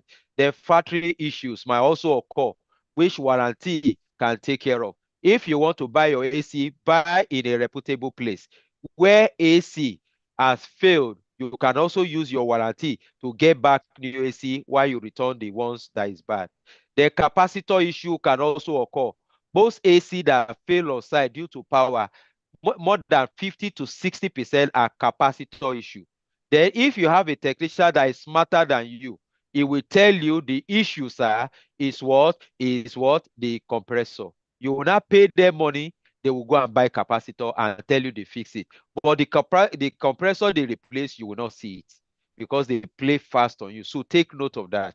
Before you fix any damage compressor, make sure you have a capacitant that can measure your capacitor. There's a device to measure the capacitant of a capacitor. Once you measure, the value is giving you 20 written on the body of the capacitor. But when you measure, you are discovering 5, you know there is issue. Then there are some physical defects you will discover. Either it is buckled, swollen up, you know that you have issues. Sometimes you see that some liquid are surrounded, you know that it has issue. All you need to do is just to replace only the capacitor, then your AC will come back to life. Sometimes using pipe. Every AC have different pipes they use for them. Either you are using 1/4 by 1/2 inch, 1/4 by 3/4, 1/4 by 5/8, 1/4 by 5, whatever you use, they have a particular side. Do not mix up the copper side because you overwork the compressor. Then solution, ensure the refrigerant is within the required standard. When you are pumping, pump to a particular level written on the body of the AC. They will tell you pump to a particular bar, and the current that will be in should be able to be 30 amps. Because when you are charging, there's a part you put your meter. Your meter will be telling you as you are sucking in glass, you see that the amperage will be going up. And as it's going up, once the thing is filled up, it gives you a particular value written on the body of the system telling you it's okay so that you don't overcharge or you undercharge. Provide good ventilation for your AC. Clear your sunshine line of any dirt. During installation, some dirt can actually enter your sunshine line. You need to clear it. Ensure good power supply. If your AC is not working, ensure you do what? You go on generator if you are running an estate, because you start having failed AC everywhere and you will replace them.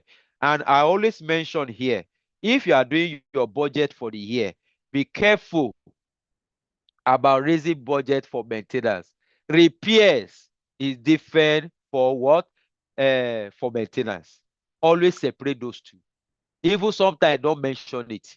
Repair is more reactive because the price of compressor in January is different from price of compressor in June, because Nigeria is an hyper-inflated market. So if you are doing your budget, if you have the ability to forecast, you can actually have a cost for repair. And when you are doing this, make sure there's protective mechanism, AVS, protecting all your AC within that site. Make sure you have it. If you don't, you have a lot of breakdown and the budget for the repairs will be depleted over time. You understand? So take note of that. AVS is another thing you can install to protect your AC. You must have good installation. Ensure products have warranty. Then install your good capacitor when you are working. Then use the right pipe sizes. Then this is your condenser. This is how condenser look like. I've mentioned a copper and aluminum fin. So here, because it was effectively distributed, you see the aluminum fin is looking like a silver color. These are the copper along the line. But this copper also extend. They are the one that look like this parallel line around the copper. They are the one that carry the refrigerant gas. You understand? Within the system. So they need to be taken care of. So this aluminum film must not be bent. You must keep them away from where dangers occurs. You understand? While they are working or they are pressure washing them, ensure that the pressure is within standard, that will not press in the aluminum film because they are very fragile. Ensure they are clearly open so that when you are cleaning, water can come from the back and go out from the front. So don't block them, because when you block them too much, some dirt during maintenance can be retained, and that can pose problem with time. So what are the problem you can occur? Block copper coil. If you install them in a dirty environment, they will keep sucking dust, and that dust can block. And if the compressor is not getting the required cooling from the environment, it heat up. And if it heat up, it shut down, and it can affect the cooling within. A bent copper pipe or aluminum fin can also be a problem, because if you have about 50% block, then if cool air is coming in, how do you cool your compressor? Poor installation can also be a problem. A leak pipe can also be a problem, because if the copper pipe is ruptured, definitely you see traces of oil, because I mentioned oil at the beginning. That is when you know that a particular copper pipe are ruptured. And if a rupture is like somebody that does not have blood in his system, how can he walk? How can he talk? So by that doing, identify that, pump out the remaining gas, and do the needful to block or brace that copper pipe. Then solution, clear the blocked copper pipe with pressure washing machine, ensure the fin are not bent, then good installation, then block any leakage. This is how the expansion valve look like. There might be various types, but this is how this look like. It work by taking in a pressurized refrigerant, then reducing the pressure and allow the pressure to go slow to the other compartment. So once this passes through this, the refrigerating effect, which is the cooling effect, is gained. So poor installation, poor phase change from the compressor, then fake TVS. Solution, good installation, proper phase change from the compressor, then use the right component. So this does not have much of a problem, but the problem it can have sometimes is when they are dead in your copper line. If they are dead, those aluminum fin I just showed you now, you see how tiny they are. This tiny thing could actually be blocked, and as small as they are, they can cause problem. Just imagine you're having a catarrh. As small as your nose is, it can affect the entire system. Because when your two nose is blocked, those that have serious cough or cold, you see that you start breathing through your mouth. That is how it is. As small as it is, it can affect the operation of your AC. So the normal process is that when you are installing AC, nitrogen is supposed to be inside the unit while you are breathing. Nitrogen is one of the highly pressurized gas. So when you are breathing, the nitrogen is supposed to go in through all the gas and blow out the dirt. Because nitrogen is expensive, people just breathe and use R22 to flush out. That is not a standard practice. But if you work in multinational, you must follow the process. So I've mentioned that, and I've mentioned solution. Then these are example of expansion valve. Expansion valve, this is what they do. This is another type. This is what you see in another system. This is another type. These are electronic type. They work the same way, but their principles differs. So I've mentioned the solution. Then these are the evaporator. This is the main man that cool. In your indoor unit, your split unit, this is what you see indoor. And in a bigger unit, this is what you see. You see that the aluminum fin and their copper, all these color that are like reddish color here are copper pipe, and this one that look like silver color are the aluminum fin, effectively distributed for equal cooling effects. You understand? So this is what they look like. What are the problems? They can be blocked. If you leave your AC over 1 or 2 years without maintenance, your filter will allow some dirt to pass through it. And that dirt can actually block this fin. And if they block it, what happens? It begins to retain dust in it. And in your copper pipe, the essence of the copper pipe is that the hot air being sucked from the space was supposed to go through it so that it will reduce the temperature. Because there is a blockage, ice will begin to form on the copper pipe. I will show you an example under some of the problems that we have encountered during AC installation. So these are evaporator coil. These are problem, low refrigerant, faulty fan. If the fan is faulty, it could also be problem. Gas leakage from the coil. Factory error could also be a problem. Then clean solution, clean or pressure wash the coil. If you notice that the AC have not been washed, you need to dismember all the AC by pumping down, separating the indoors copper and the suction line, the liquid line. You dismember them by a professional installation. Then you take out your outdoor unit, you pressure wash it, clean it before you take it back indoors. So before it gets to that, if you are doing your quarterly maintenance, you are covered. So ensure required refrigerant is in the unit, ensure fan is working as required, then seal off the leaking gas and make sure there's a warranty on your equipment. Some of them might come with factory error that you discover within that 1 year of your warranty. So that can be taken back. Then we talk about filter. The filter work exactly that the air within your nose. What does the air within your nose does? It filters dust not getting into your body. Sometimes you discover that when they start forming lumps, you will not, all of us are guilty of this. You put your hand in your nose and start cleaning.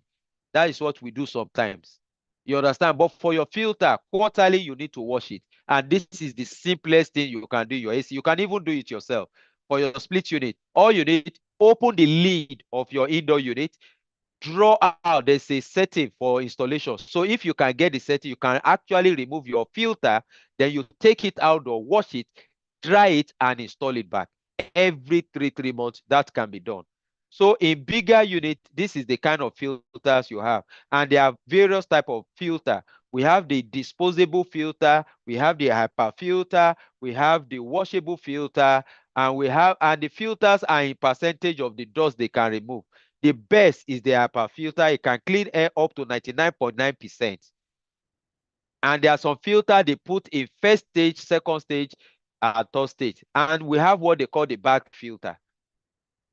So the essence of the filter is to clean air that is going to go through the coil, clean the coil, and be pumped into the place. The essence of that filter is to give you good hair quality. Good hair quality. So block filter, if it is not maintained, it can be blocked. Poorly installed filter can be a problem. Low quality filter can be a problem. Then using the wrong filter could also be a problem. So solution, clean your filter, install the right filter, use the recommended filter for your unit, then use the appropriate filter. Don't go and use filter that is not meant for your unit. Use the appropriate type. If you are replacing a filter, you can go to Funny Way. Tell them, Oga, now the filter when I remove this, now this one I won't replace. You replace it. Then water leakage. Nightmare for facility manager. Sometimes you have done everything right. You discover there's leakage in your AC. All your walls are filled with water. What you need to check your refrigerant, check your drain system if it's not backflowing. Sometimes most of the problem come from your drain line. If the drain line is not designed slant below your AC, flowing downward, I show forward movement. But if your drain line is a little bit above your AC, you will see that there's a backflow into the building that cannot be corrected until you do the right thing. Then sometimes you see your eyes start forming your AC because of poor maintenance. Those eyes, sometimes when heat touches them, they start forming water droplets. So the tray that they have, if that is not enough, that water will not start flowing out of the unit. You go to some building, you see again these greenish stains you see on the wall. You see it around all their wall, in their office. Some outside the office, the outdoor unit, you see water everywhere, leading to gray. The environment is not clean, very dirty. So these are the things that leads to it. So this is it. Sometimes your insulation is poor. Now, the work of insulation is to ensure that the cool water does not dispense, does not get in contact with hot air. So you need to insulate it properly. If the insulation is not done properly, what happens? When hot air meets cold air on the surface of the pipe, water will start dropping. And just imagine AC that is running 24 hours. Once water drop there, that water can fill a bucket if you can gather the water. Sometimes some of this leakage can give us internal aesthetic issues. Your structure over time can be affected. Your ceiling, you will start seeing droplets of stain on your ceiling. Then there's a site also we go to because the contract was signed. The client was not happy. Every quarter, they had to be seeing stain on their ceiling. They say because the contract was signed, my company had to take the responsibility of replacing the ceiling every time. But how long will you do that? The root cause, identify what the problem is, remove all the insulated is, and insulate the pipe all over again. That is the solution that saves us from it. You can see the wall that is bringing out brown things on the wall. This, if somebody come into your building or your hotel and see this kind of thing in the wall, you will not want to pay maybe 200,000 per night. You say, what kind of rubbish is this? And you want to pay premium price. Look at your wall. Your AC is leaking. You understand? So as an FM, this must not occur in your building. Structural defect in some cases, it may result in smell because when the water gather too much, microorganisms will start festering there, then they start resulting into smell. It may result in mold growing, growth of algae, backflow of water. It can also be a factor for SBS, sick building syndrome. Solution: good installation, proper installation of your drain line, then install drain exit away from gutters. Then I mentioned this earlier. Ice forming on your condenser coil. This is due to poor maintenance. So there are some debts that block this. So instead of the hot air that is being drawn from your space to go through it, the dirt is retaining and blocking the movement. And the refrigerant that is cold, if you now is obstructed, what happens? It begins to generate more ice on that surface. So the solution here is proper maintenance. So poor cooling is resulted indoor. It may lead to compressor failure. Efficiency of your AC might be affected. Solution: clean the block surface. Place your AC on PPM. Install AC in a clean environment. Remove every source or blockage. Then capacitor. Capacitor is a juice. I will just summarize it. It's a juice that gives power to your unit. Your compressor cannot work with our power without capacitor. So it needs a lot of energy to start. So when you on your AC also, the capacitor has some inbuilt energy that when you on, they add up to boost up the compressor to start. That's why when capacitor fails, the capacitor does not, the AC will not work because the capacitor does not produce the required energy for the compressor to pick up. So you need to replace it. So most of the problem of capacitor is power or poor maintenance or sometimes age. So they are the one that give more energy to the system to work. So I'm just rushing through it. I still have a lot to cover. Ice forming on the condenser, poor power supply can lead to it. Fake capacitor, underside capacitor, visual sign. The top and the bottom of the capacitor will become puff or bulge. The solution: use required power for your unit, use original capacitor, then use required size of your unit, then measure and confirm. This is supposed to be confirmed. Confirm the size of your capacitor before you replace, that the capacitor is good. Then what are the things you need to look out for when buying AC? When you want to buy a brand new AC, what do you look out for? The brand. Am I going for LG, Daikin? Am I going for Hitachi, Carrier? Am I going for Samsung? So your brand is depending on your taste and what your client wants. Not really actually you, unless they give you the power. And if the client insists you should buy a particular brand, ensure you send a mail and there's an approval from the client, because when it fail in the future, they can actually come back to you. Type of refrigerant to be used. Presently, R22 is being phased off. So if you still have R22 in your building, you can make a plan. Write a business proposal to your client and tell them R22 affect the environment. Then if ADAC is having issue, the replacement should be R410 or R134A or R32. So you mark up a plan over 5 or 10 years to effectively replace all your refrigerant. So warranty period on your product also matters. Energy efficiency ratio, aesthetic of your design, your budget. Sometimes you have the best design, but you don't have money. Then purpose of the AC also matters. Maintenance. The maintenance, there are some AC that is difficult to maintain. You need to consider how it is being made. The availability of parts in the market also determine the kind of AC. Why will you buy AC in the market and you cannot buy? And when you finally see a part to be bought in the market, they will tell you this need to be imported. And you know the cost of importation. How much is your budget? And you are paying so much for maintenance. Then what are the possible causes of HVAC failure in a building? Poor installation, poor design, wrong HVAC system. Instead of you to have a central system, you started building using split units. That is wrong design. Over another design, not taking into consideration the actual cooling load. You just buy. If you want to sew cloth, you call a tailor, measure me and sew. You don't just tell the cloth, please sew anyone and we just wear. Before you pick an AC, you need to design. So no redundant HVAC system plan. For your server room, you need a redundancy. Redundant means designing with 50% capacity in mind. If you are to design 100%, for your server, you design for 150, and you own the 100% and leave the backup system idle, but it will be part of your plan for maintenance. The plan is this: if one of the 100% fail, you will shut that one that fell down, remove it, maintain it, repair it, while you on up the backup supply, because your server room must not break down.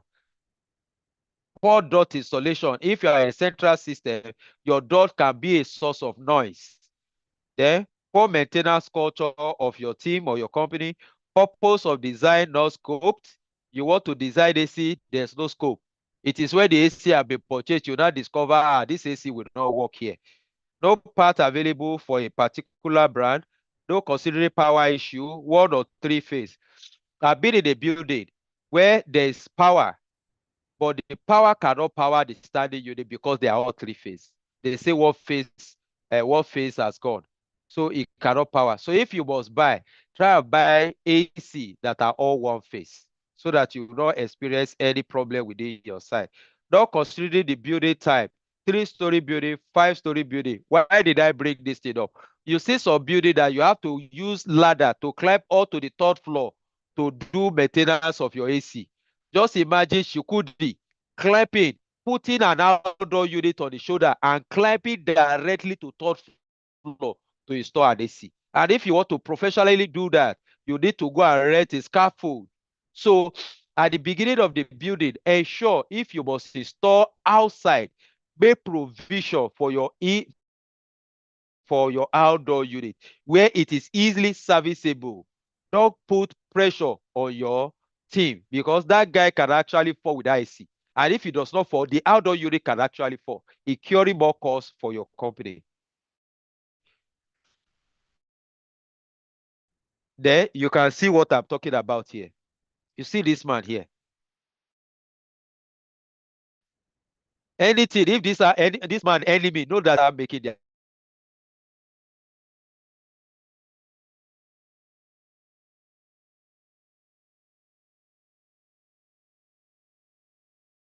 incantation, and this man in no time he will be on the floor. You see this guy, they have where they can stand. If you are at the beginning of a design, ensure there's a provision for all these things. Don't just have AC installed. At the beginning, you will enjoy it, but when it comes to maintenance, you now start having issue with maintenance, high cost of maintenance, because renting scaffold can be much more expensive than the AC servicing. Note, before you take over a facility, you must carry out a conditional assessment or audit of the building or facility or building. Generate a report and share with your clients. Let there be a solution for the assessment you carried out. If possible, have a budget for the solution. Then point out cost saving and energy efficiency. So upon that, conditional assessment stroke audit and what checklist. So 2 procedure require preliminary audit stroke detailed audit. Preliminary audit is talking about you walking through the building. You want to come to a site to take over a site. The first thing you need to do, you must go for inspection. And that inspection, you go with people that have knowledge of the building. You might have an idea, but you don't have the knowledge, because the company you carry or your technician might have the knowledge. Measuring tools, he will now start taking record. Oga, this says he get issue. You take note. Oga, this their panel. If you are changing it, there's one large sound that is always coming out. You take note. Their lift. Sometimes the things fail. It will just hang for 30 minutes. I say 30 minutes, 30 seconds. It will not go. Sometimes light will just fail. This generator is making a very loud sound. See the black smoke. You take note of all those things you are taking. Write a detailed report. And that detailed report, make sure there's a cost attached to it. Then send a copy to your client that, sir, before we take over, these are the problems we discover in your building, and these are the costs for repair or replacement. Then these are action plan taken, considering the list of energy conservation opportunity, flexibility needed, then activating the detailed audit task. So once you are aligned with the client, these are the process you will follow to ensure that checking the envelope, use the structure, that is reduce internal load, improve installation, and a solar shading. your AC concern, you must consider all this. Then visual inspect the plant, install the BEMS, change the set point or temperature if it is required, checking for preset, present of O&M, that is operation and maintenance activities and contract. Use better filter, optimize. These are examples. There could be other problems you can find. Then under the feasibility, you do yes, you do no. That guides you to see which one is okay and which one is not okay. Then activating the detail audit. Actually, you can use the Excel sheet to achieve this. Your Excel sheet. You identify the problem, you check under generator. What are the problems? There are no lights in the generator side. If it fails at night, there's a problem. The fence issue, there are no security wire around the fence. Somebody can jump in. You identify that. The generator is bringing out black smoke. The generator fails. Sometimes when we want to switch from PACN to power, the generator always fails. Then there's no oil at the time of check. The environment is dirty. We notice poo from rats, rodents. There are cockroaches. There are things that can affect. You note all these things that you let your client be, because it becomes a project for your company. You understand? So those things need to be noted. And this is one of the things that make you an efficient as a facility person. Then require step for carrying out the audit, gather the building design. Sometimes, so if you have a well-detailed drawing or a well-detailed document from an architect or as build drawing, you can actually extract what was designed in the building compared to what you have inspected.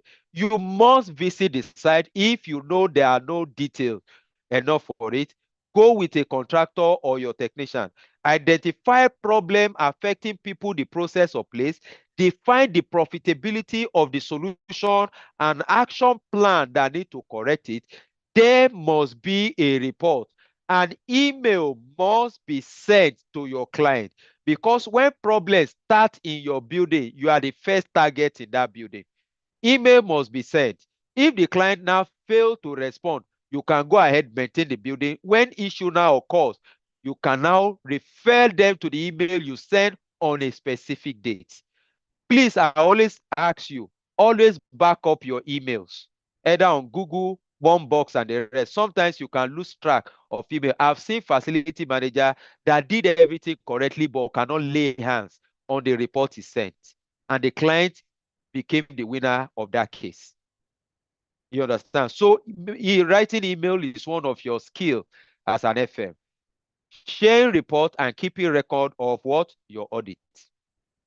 After the audit or assessment, must prepare a checklist for this or our staff to monitor the condition of all the HVAC system for AC. You must know how to draft your checklist for your AC, then have a clue to that, then consider the things that could go bad in your equipment. So after you've done this, you must, with your vendor or your technician, what could go wrong. We have won the contract. What could go wrong after we have discovered this problem? They will list it out. That is what you will now use to prepare your plan preventive maintenance. This is where facility manager is. During that, your audit, you will discover things that need to be replaced. You will discover things that need to be repaired, and things that need to be maintained. You will ensure that your contract is written holistically, that cover the risk that might come to your company in the future. I am stressing this. Most of us must have not had problem, but when you start having problem, you see that litigation might be involved. Lawyer will be calling. Your company might be removed from site. You might be sacked as an FM. So all these things I am saying can be replicated in other assets like water treatment, seaway treatment, swimming pool, and the rest. But my emphasis is on air conditioning system. So this is an example of a checklist that you can draft out. The checklists are listed instructions that your technician or your vendor must check. If they come to your site to do their inspection, what are the things they are checking? Because their judgment becomes your judgment. You must carefully say your AC, did you check the filters? Did you check the compressor? Your cable, did you check? There must be provision for yes or no. And if you have a staff on site, you must draft it either weekly, that the guy need to be reported. If there are any issue he discover, under comment section, he put it there. Then on Monday morning, where everybody is having meeting, that issue needs to be discussed. That give you more better decisions to take and the kind of mail you need to send to your office or to your client to notify them what you have discovered during your routine is preventive maintenance. Plan preventive maintenance, we talked about this before, so I will skip this. So this is a breakdown of what is needed, preventive, corrective. This is a breakdown of all the things we have been talking about. So if you want the maintenance strategy to work for you, I will employ you to have a plan preventive maintenance. Away from the class, those of you that don't have full understanding, you can reach out. We can talk more. I will mentor you guys on how you need to do your maintenance plan so that you have a more structured site and you work well with your team. Then you have a PPM. PPM is a detailed plan with schedules of how assets within a particular site are maintained. So you will have the asset, you will have the name, you will have the time, and you have a color code to show the period which each asset will be done. You can actually, I'm telling you this as a secret, you can actually use your Google Calendar to do this. Google Calendar can notify you when maintenance plan is done. Please, you can write this down.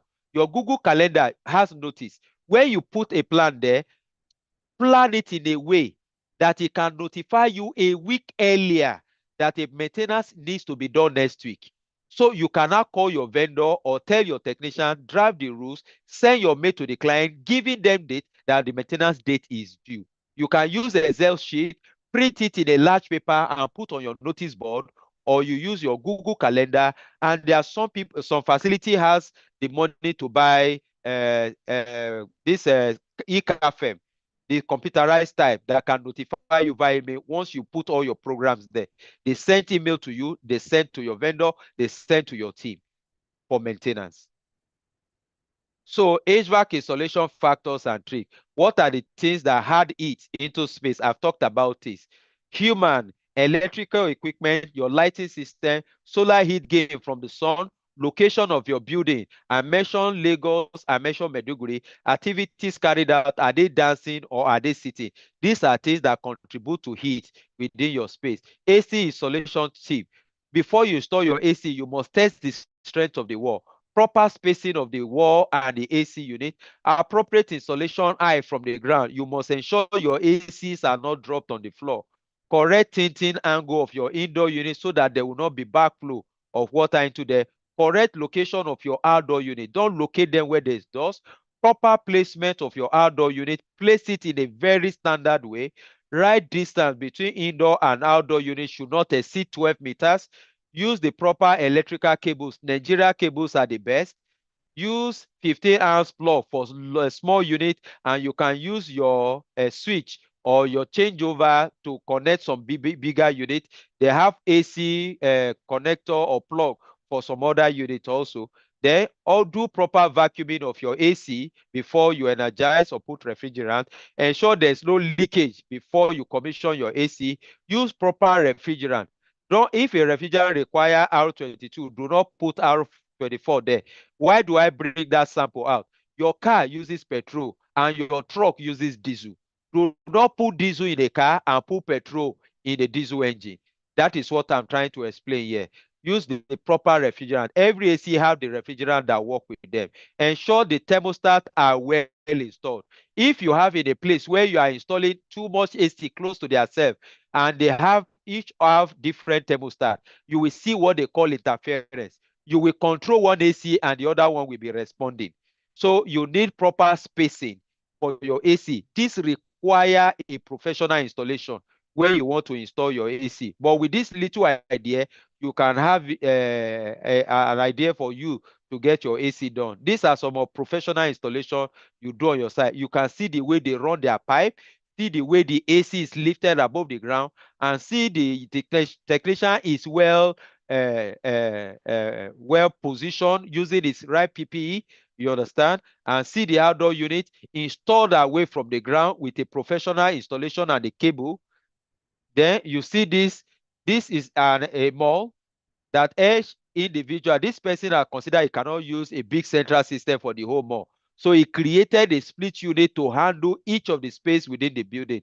So he doesn't want to mess up the building. So he had to install them on the roof. So you might have this site.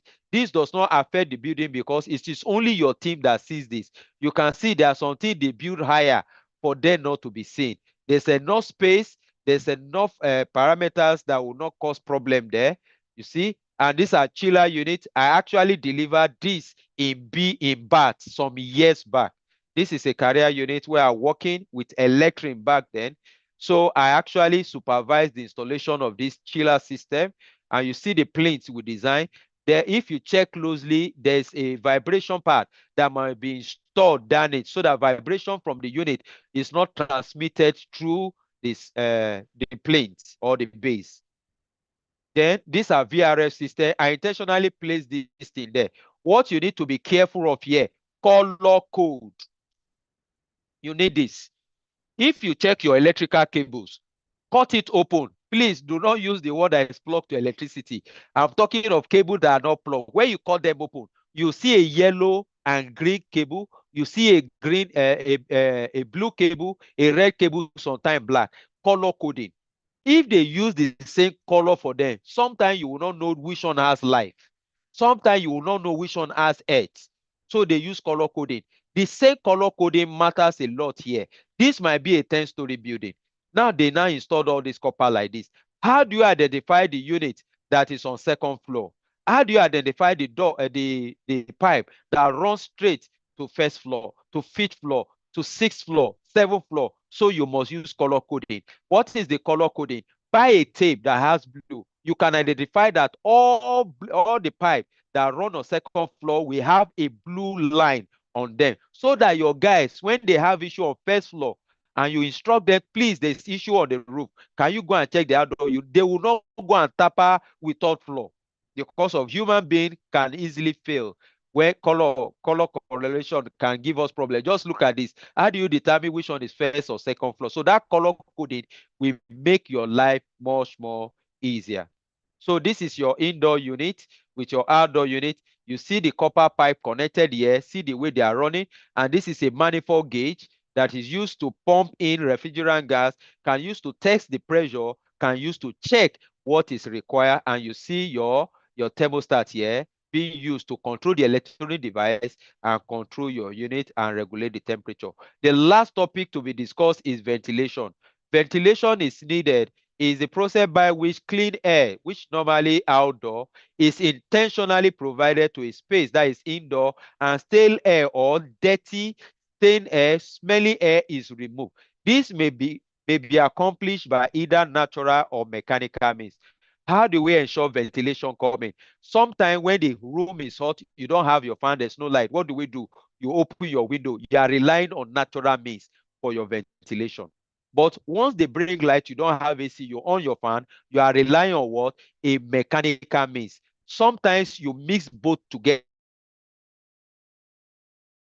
to ensure that your building is well ventilated. So I'll cross it. So sometimes ventilation can be used to control the movement of air within the building. It can also be used for pressurization of the building. It can also be used to control fire movement. If you want to enjoy this ventilation more, go and watch Skyscraper, done by this wrestler, forgetting his name now, this wrestler.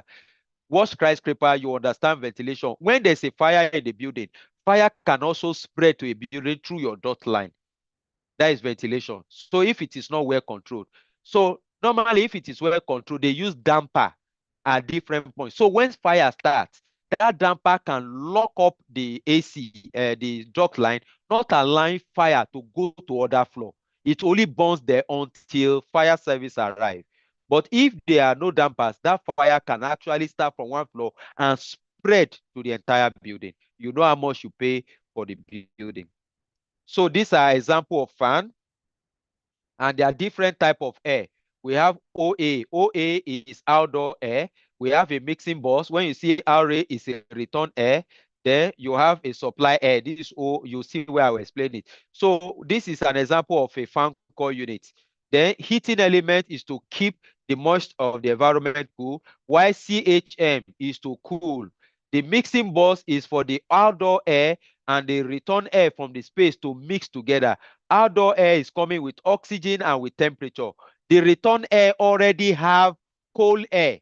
So before it gets into the building, there's a mix here, just like you are mixing cold water and hot water together. So it gives you a neutral temperature, not totally hot air entering the system, because it can alter the cooling within the space.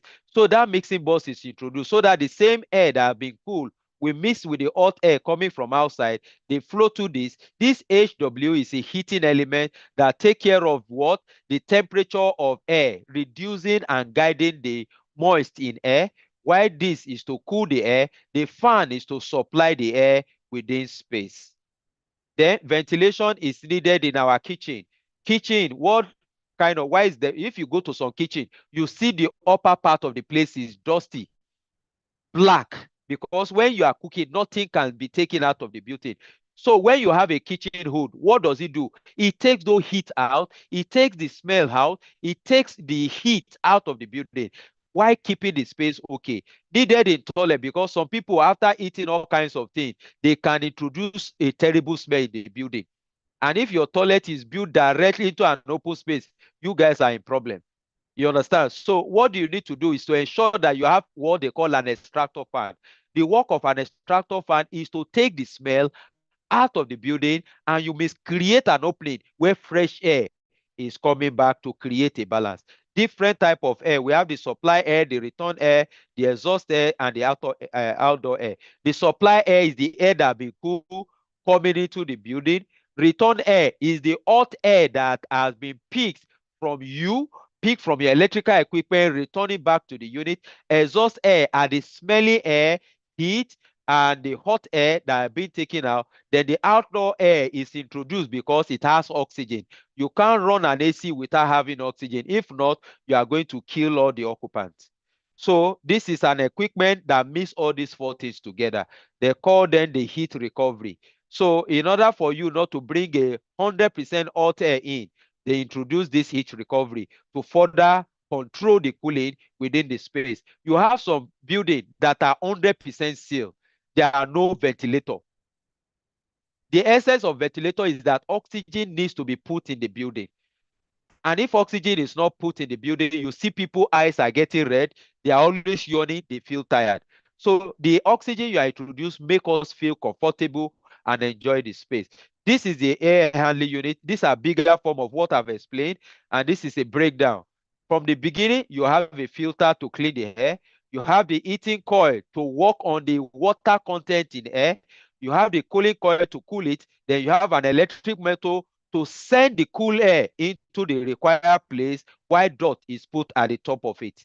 So these are the components I mentioned: filter, heating coil, cooling coil, fan for air distribution, an economizer, heat recovery, then a plenum blast. So in conclusion, a small investment or air conditioning system, preventive maintenance or service offer multiple benefits.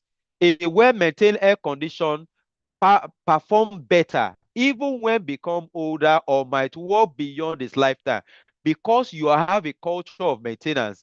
Your AC might work beyond their lifetime. There are some AC, their lifetime is 10 years, some 15 years, some 25 years. Because of your culture of maintenance, they might extend those years, while giving you a good value for your money.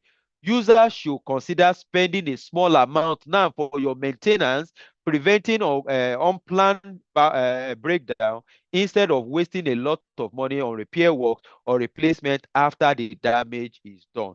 So thank you very much, and this will be your assessment. So God bless. Time for question. You can raise your hand now if you have any question. You can unmute now. We can talk. Raise your hand, unmute, then ask your question, please.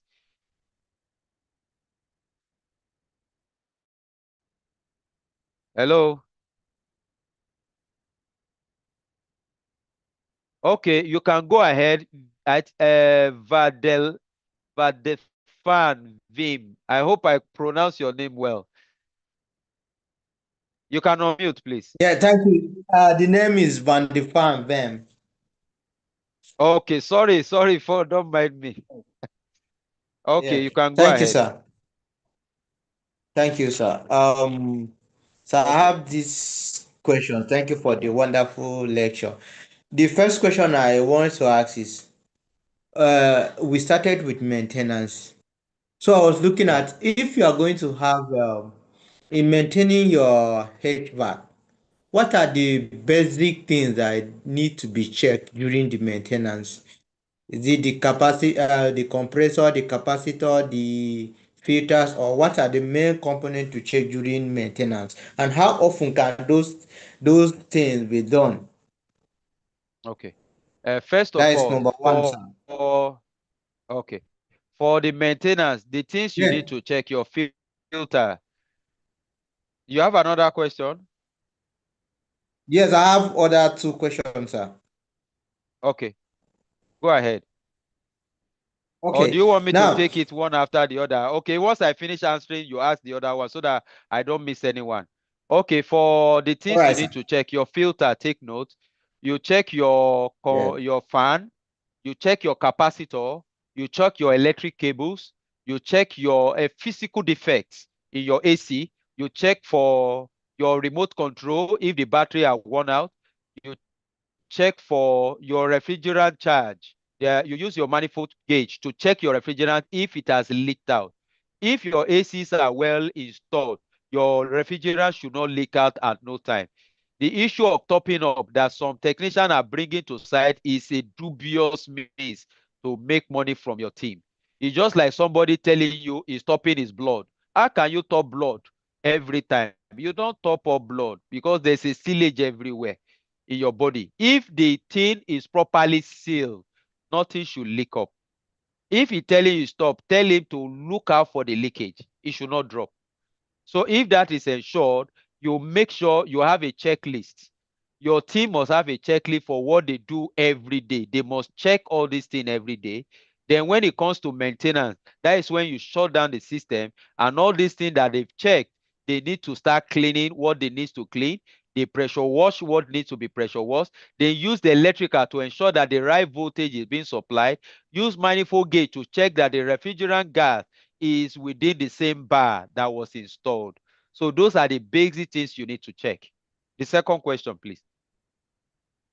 Okay, thank you, sir. Uh, the second question is, sir, you made mention of a device that is used in measuring the capacitor. So I want to, what's the name of the device, sir? Just when you go to the market, just tell them you look for a capacitor measuring device. It's more like an electrical. There are some multimeter Okay. that also have that included, but they are expensive. But left alone, you have them as a price. Just tell them you are looking for a capacitance meter. Okay. It's like your mic. It's your like you know multimeter that you used to measure Yes, yes, amps sir. and voltage. That is how it looks Answer like. and current Yeah, that is how it looks resistors. like. Yes. So the last one, Okay, sir. the other people raising their hand, please. Eh, okay, okay. The other one is I said, what is the function of the aluminum film that is attached to the condenser?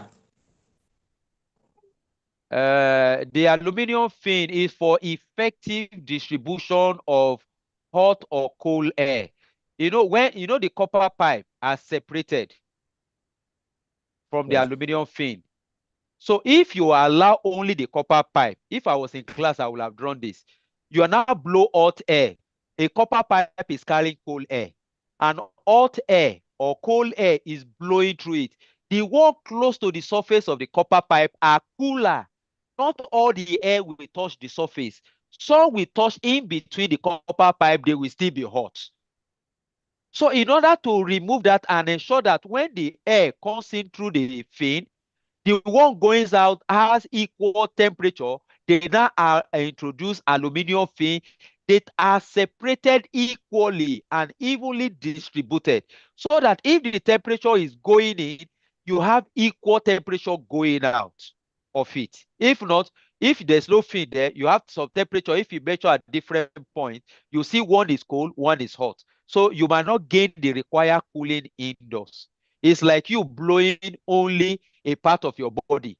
You know, when you blow yourself, you blow one part of your head, you now move the fan to the front and you move to the other side. You are blowing one part. How do you cool this other part? So the essence of the aluminum fan for even distribution of either cool air or hot air for evaporator is to ensure that the environment cool air goes into the system and remove equal amount of heat. Then for the the other one is for condenser. Condenser is to remove equal amount of heat, while the evaporator is to bring equal amount of cooling into space. I believe you understand the way I explain it. If I was in the class, I would have drawn it in a way you understand it. Yes, I do, sir. Thank you, sir. Okay, thank you very much. So, Junior, you can go ahead. You can mute now. All right. Thank you very much, engineer. Okay. Good evening, and thank you for Good the evening. wonderful lecture. Okay. So my question is more about something I experienced recently. It's Okay. happened recently.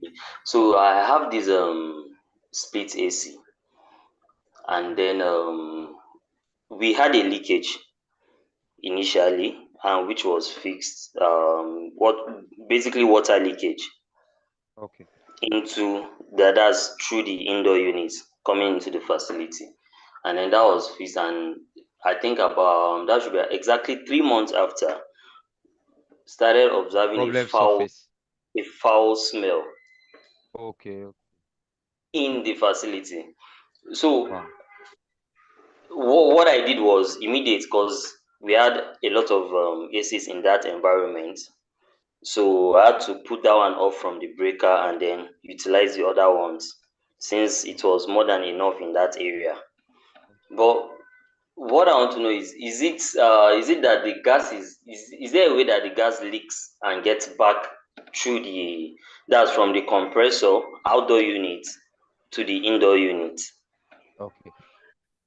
First of all, the only way you know that if there's a gas leakage, let them measure the pressure within the system. If the pressure was on 40 bar and you discover it has dropped to 20 bar, there's a leakage somewhere in the system. It's just like somebody measuring his blood pressure. It's either a drop or increase. Do you understand? So you need to do a thorough inspection to check if the water has gathered somewhere around the unit close to the indoor unit. You said it's a split unit or a ducted unit. Yeah, yeah, split unit, sir. So if it's a split unit, there's possibility you need to check if cockroaches or rats has found its way somewhere into this place, or water is gathering somewhere that is leading, because if water gather too long in a place, it will start smelling. So you need to do thorough check around the building. If it's something, you can send the picture to me of your site. I'll be Yeah. able to give a better idea. I can't picture what it is, but these are assumptions. There are sometimes, if it was a central system, the drain also could be a problem.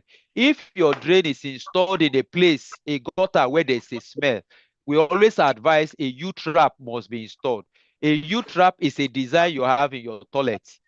You know, if you go to the villages, most people use pit latrine. Pit latrine brings cockroach and all kinds of smell. But because we discover WC, you can actually pull in your house, flush, water will come to trap the smell that was supposed to come in, trap the cockroaches that was supposed to come in indoors. So if there are no U-trap installed along your drain line, smell could actually follow your drain pipe if it is not operational and pump it into space. I've experienced that in some of my building. The solution is to put a U-trap to stop the smell. Have a general one or have it individually. I hope I addressed that. Yes, sir. Thank you very much, sir. I Okay, don't so know. you can, I will drop my number on the call. If we can talk later, if there are issues, you can drop on my WhatsApp, then we can talk more so that your site can run well. Then All right. you can go ahead, Hassan. You can go ahead, Hassan.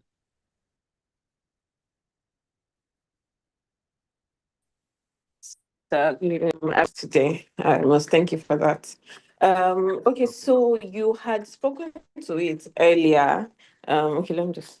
You had spoken to it earlier about if there is a space, a large space, and then there's a central AC, and then there's some areas that some people are complaining that it's too cold.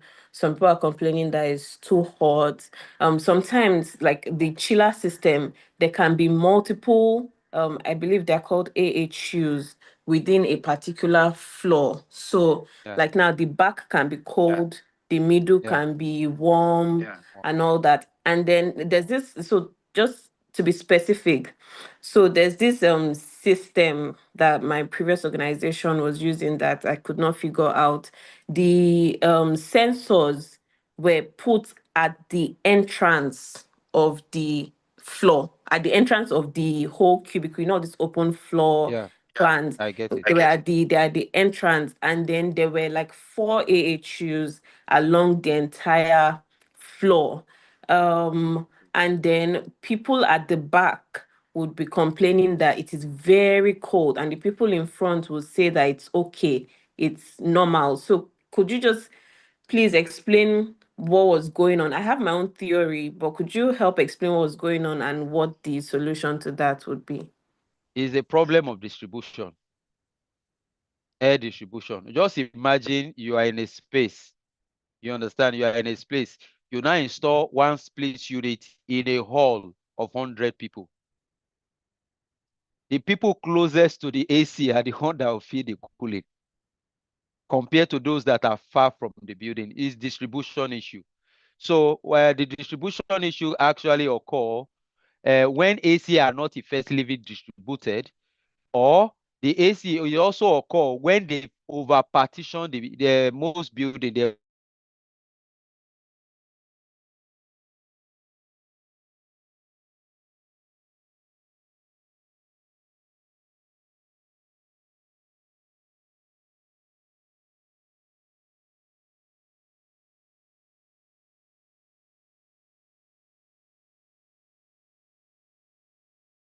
Hello, sorry, that's network issues. Can you still hear me, Hassan? Hello? Yes, sir. I Yes, think it's the a network went distribution off. issue. Most of I've experienced that problem also. So the problem is this: sometimes you have an open space, but because landlord now saw that people cannot pay for the open space, you have about 5 silicon C units introduced there, like you mentioned, a issue in a plant room. Through duct unit is being installed there. So you now discover that the AC units are the office are partitioned. So where the AC is supposed to flow air about 12 meters square, because of the partitioning have increased to 25. That AC cannot take the entire space. That is the problem of partitioning after the general building have been built. Presently, we have that problem in one of our space. So what you need to do is to ensure that you introduce a damper in the unit. Then extend the AC that is cooling, extend it to the areas people are complaining is hot. You understand? Introduce it. If you can give me your drawing, I can look at what I can do or visit your site, look what I can do, then offer a solution. So if they have the place that are having excess cooling, you can close one of the AC points and extend the duct to areas where they have cooling. It's the issue of distribution in general. It's issue of distribution. If some people are complaining too much cold, and some are saying it's hot, and some are saying it's okay, it's distribution issue. It's like you putting oil inside your rice if you are doing concoction rice. Some part has oil, some part does not have. You didn't turn it around. You understand? Or your jollof rice. Some areas have pepper, some area does not have. So you are supposed to turn the whole thing around so that they will equal distribution everywhere. So it's issue of distribution. I hope I answered the question. Yes, sir. I want to ask though, can it also be that because all the I've forgotten what the term is, but all the sensors that are supposed to be measuring, like all the ACs are set to 23. So the sensors that are supposed to be measuring when the AC or the AHUs get to 23 so that it can stop working, they are all at the front, at the entrance. So the AHU at the back, it just keeps, that's my own theory, that it just keeps blowing without being able to get the feedback from the sensor that it has reached 23. So what do you think? That could also be a problem. So what you need to do is to extend every AC outdoor unit to be connected to the. Is it one ASU for each of the floor? No, 4 units, like If there the are 4 whole floor. units, Yes. and if there are 4 units, then each of their control need to be put closer to each of the units and put it at that particular set point. If you remember along the training, I mentioned that if ACs are installed close to their self, they could be what they call interference. Some will be getting the information more than the others. It's like you, everybody is bearing the same AD in your office, about 4 people. You now call AD. 4 of them will say, sir, if you are their boss. If you have Ade Komalafe, or you use their surname to call them, is understandable. That same principle also occur. Like I said, if I visit the site or you have a drawing, you will share with me. I've dropped my number in the chat. Then we could talk more on that. I will have to bring a lasting solution to that. Thank you, sir. If we don't have it, we have extended this class by almost 1 hour. We are supposed to have finished by 7. So if we have any other question, fine. If we don't have, we call it a date.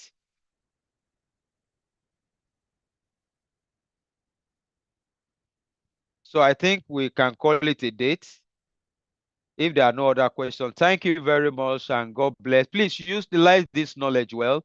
I've dropped my number there. For those that cannot see it, my number is 080-3739-1815.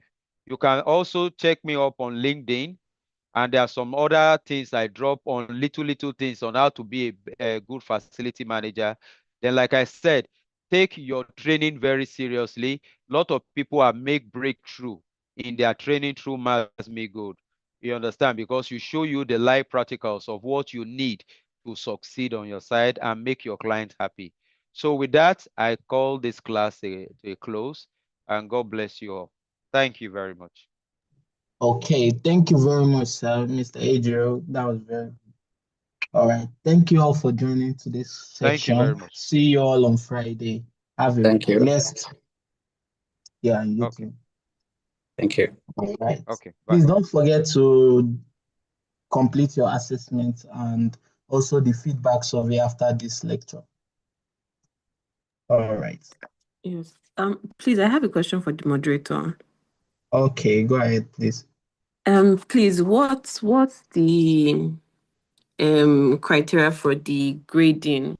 Because I believe the assessment is pretty straightforward from the content of the documents to the questions. So is there a particular thing you're looking out for in the assignment? Because I was quite surprised by the grade of the first assignment. So I'd like to know what you expect so that it can be considered. Okay, you're expected to answer all the questions asked. And for the grading, Miracle is the one handling that. So she'll be the one to answer the question correctly. You Okay, can I'll reach ask out her to her. through, you can ask her through the group chat or you chat her directly. Okay, thank you. Yeah, you're welcome, ma'am. All right.